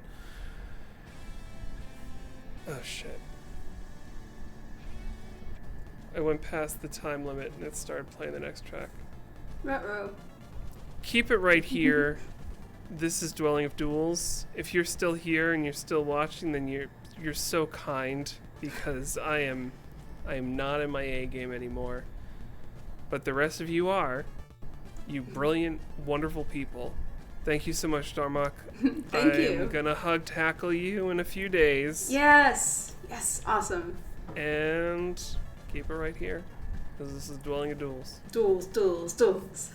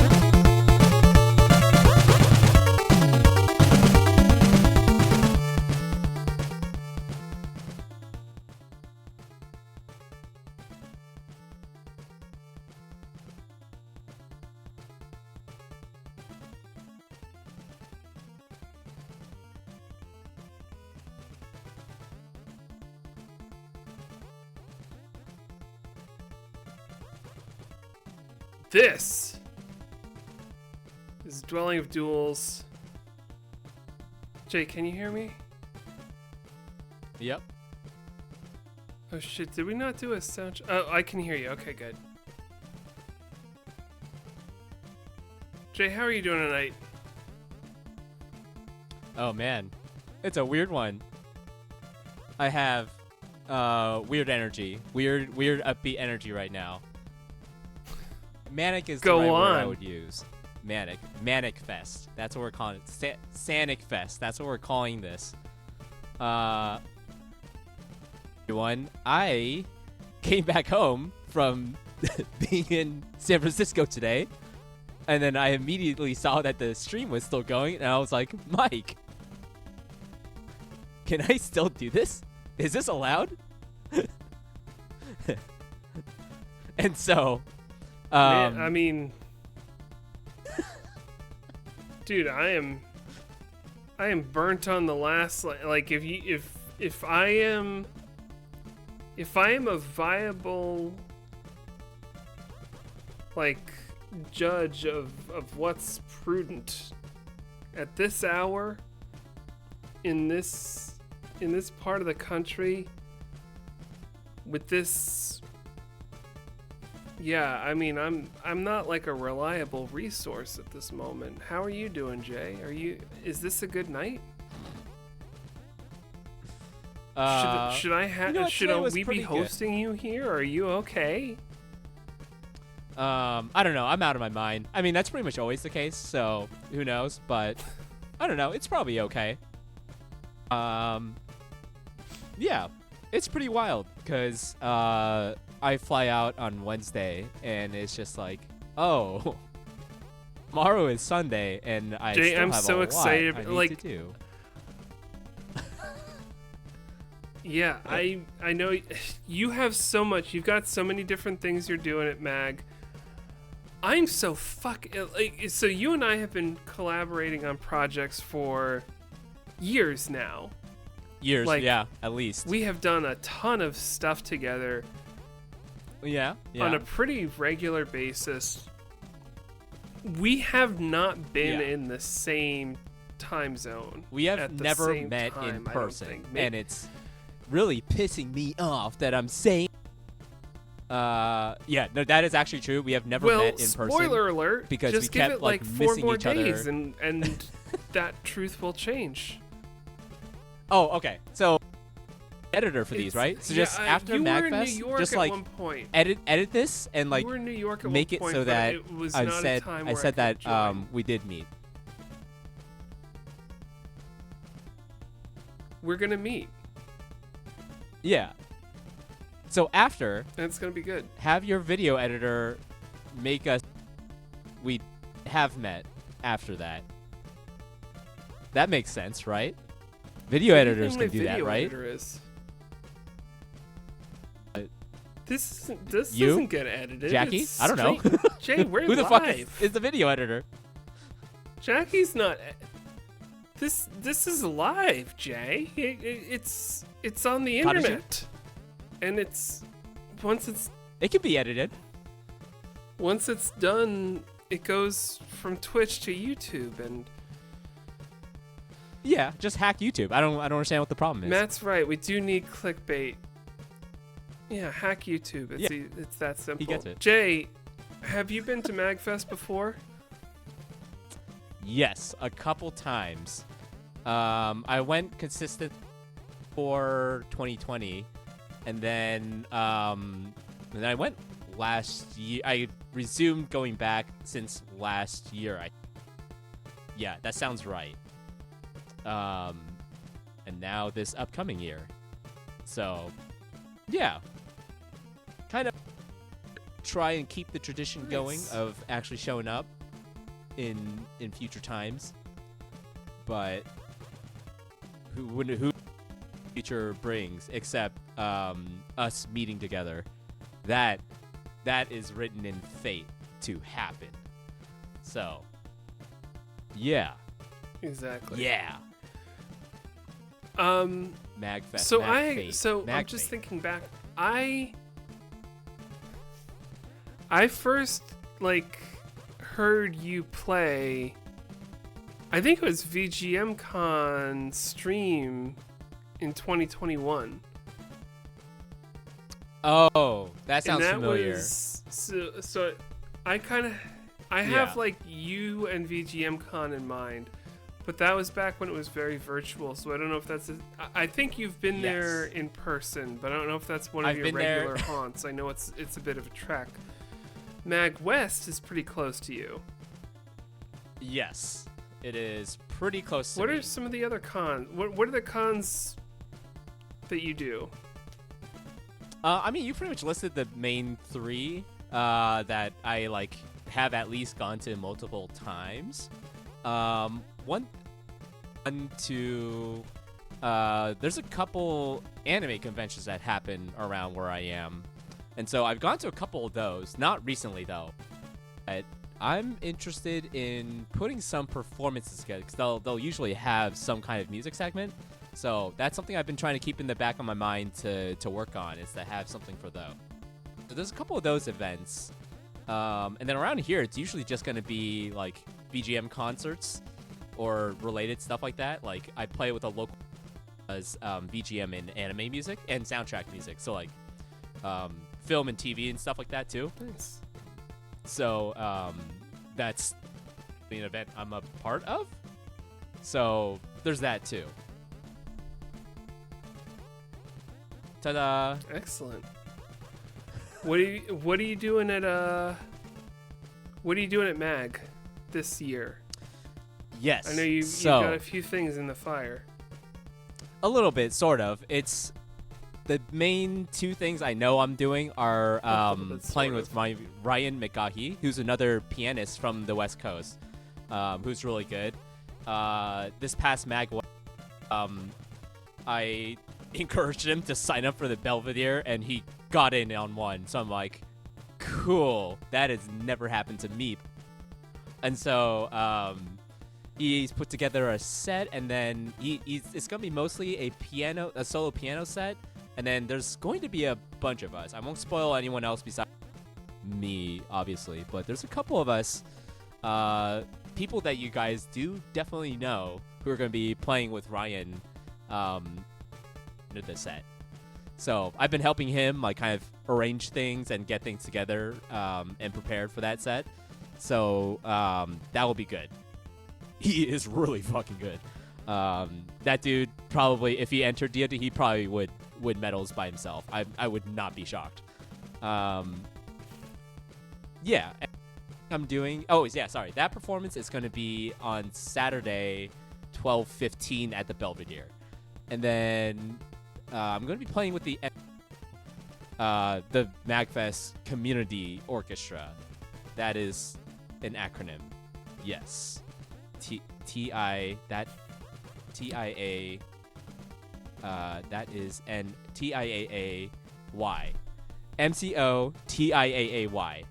MAGFest Orchestra. That is an acronym. Yes. That'll be fun. They've got a pretty cool set list, an interesting, varied set list, and they also are gonna have some of like the guests of MAGFest like perform with the orchestra. So I'm looking forward to that. I'm gonna be performing in. So they're hosting like a small ensemble showcase. I forgot what time that's at, but I'll be playing Joe's piece from last year.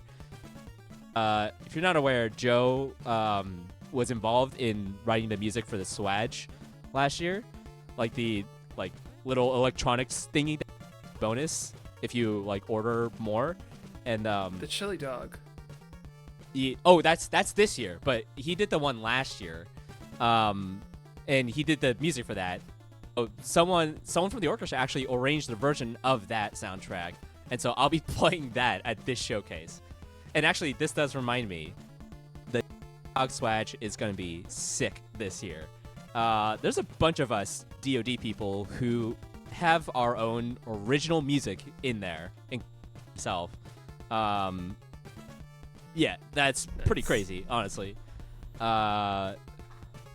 Yeah, it's gonna be it's a rhythm game, on the Chili Dog Swag, which is insane and sick. So I don't know. I can't even imagine singularity that's about to happen when I like hold it in my hand and hold it in my hands and like try and play it. And I'm like, oh, this is bad design. Why did I do this? So I'm very much looking forward to that. But that's gonna be super cool. I'm excited that like I'm thankful to Joe for having a bunch of us on, and I'm just like, yeah, this is pretty wild actually. It's kind of starting to hit me that it's actually pretty fucking wild. So that's a cool thing that's also happening.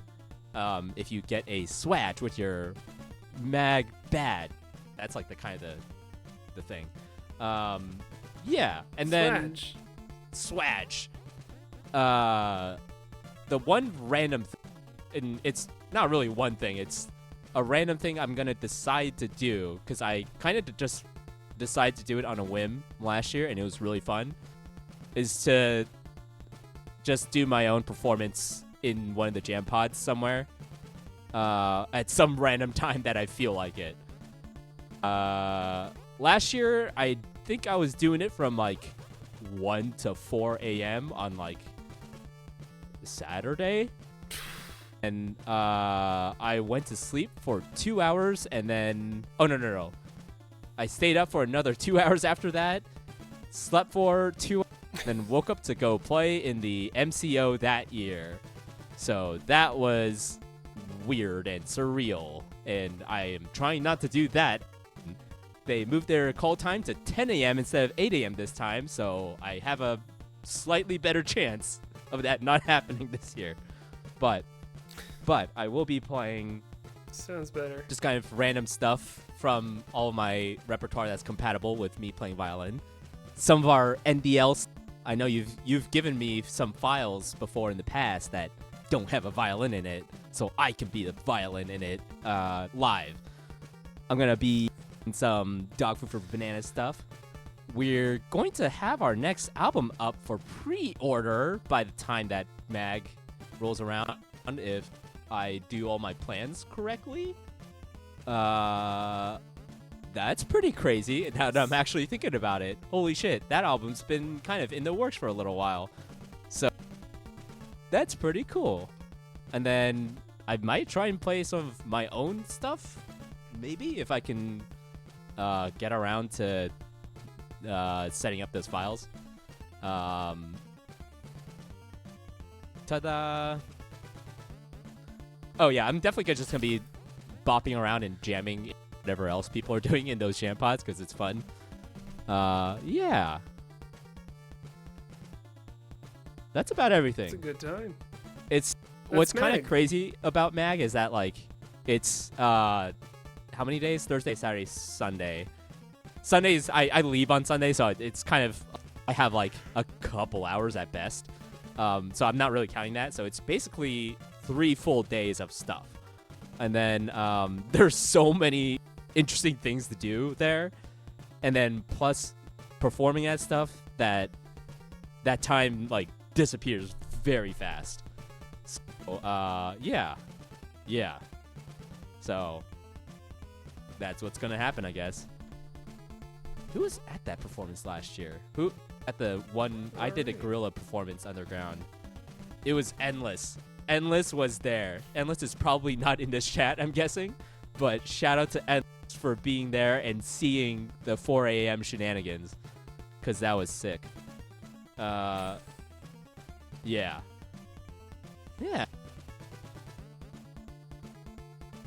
That's it. That's all I've got.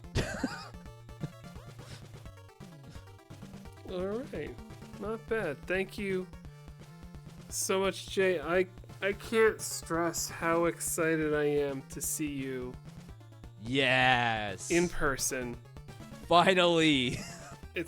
You're gonna get a hug tackle. Yes. I'm handing out the promises of hug tackles like candy, and I'm gonna make good on all of them. I'm glad to hear it. Anybody else? Right now, you're also welcome to that.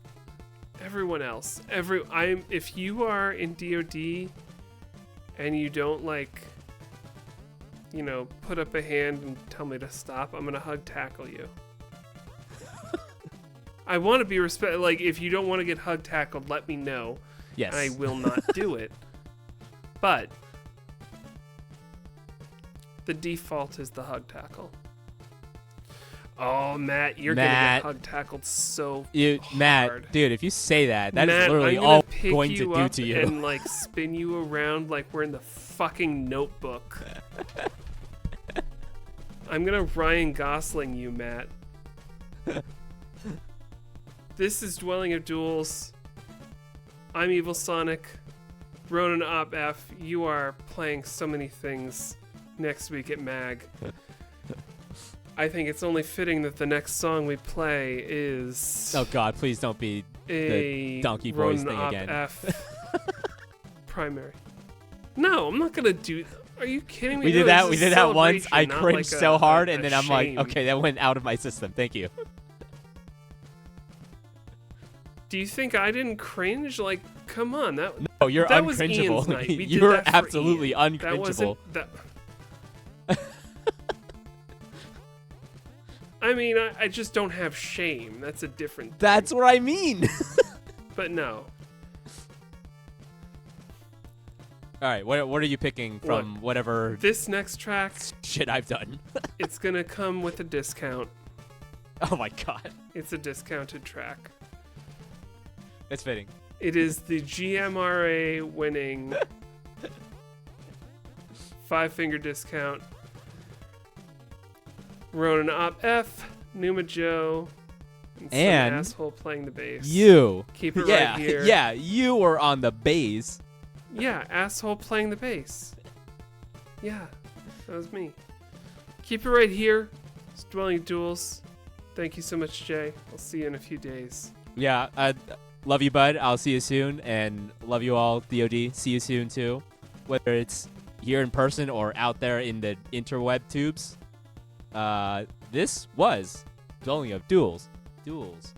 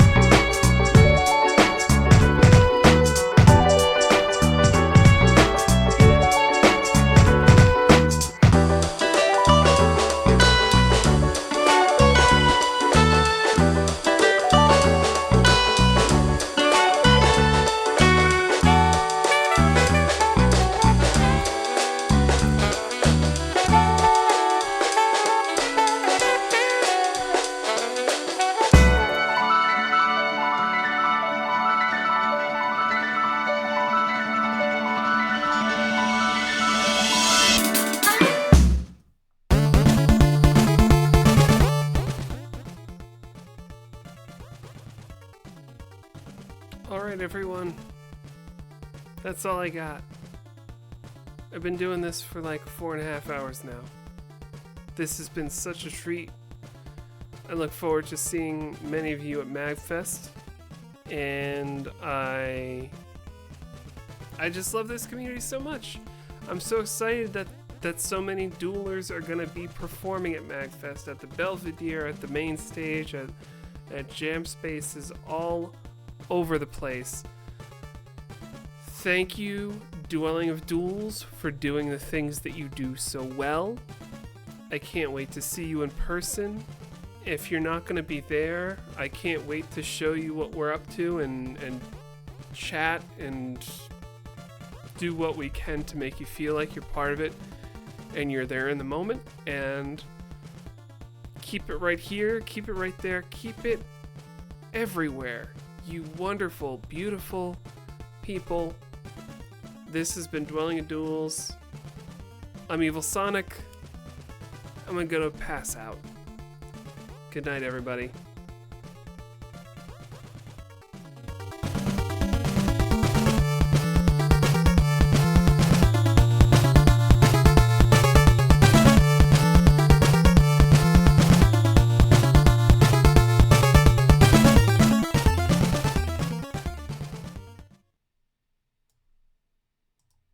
How do I turn this thing off?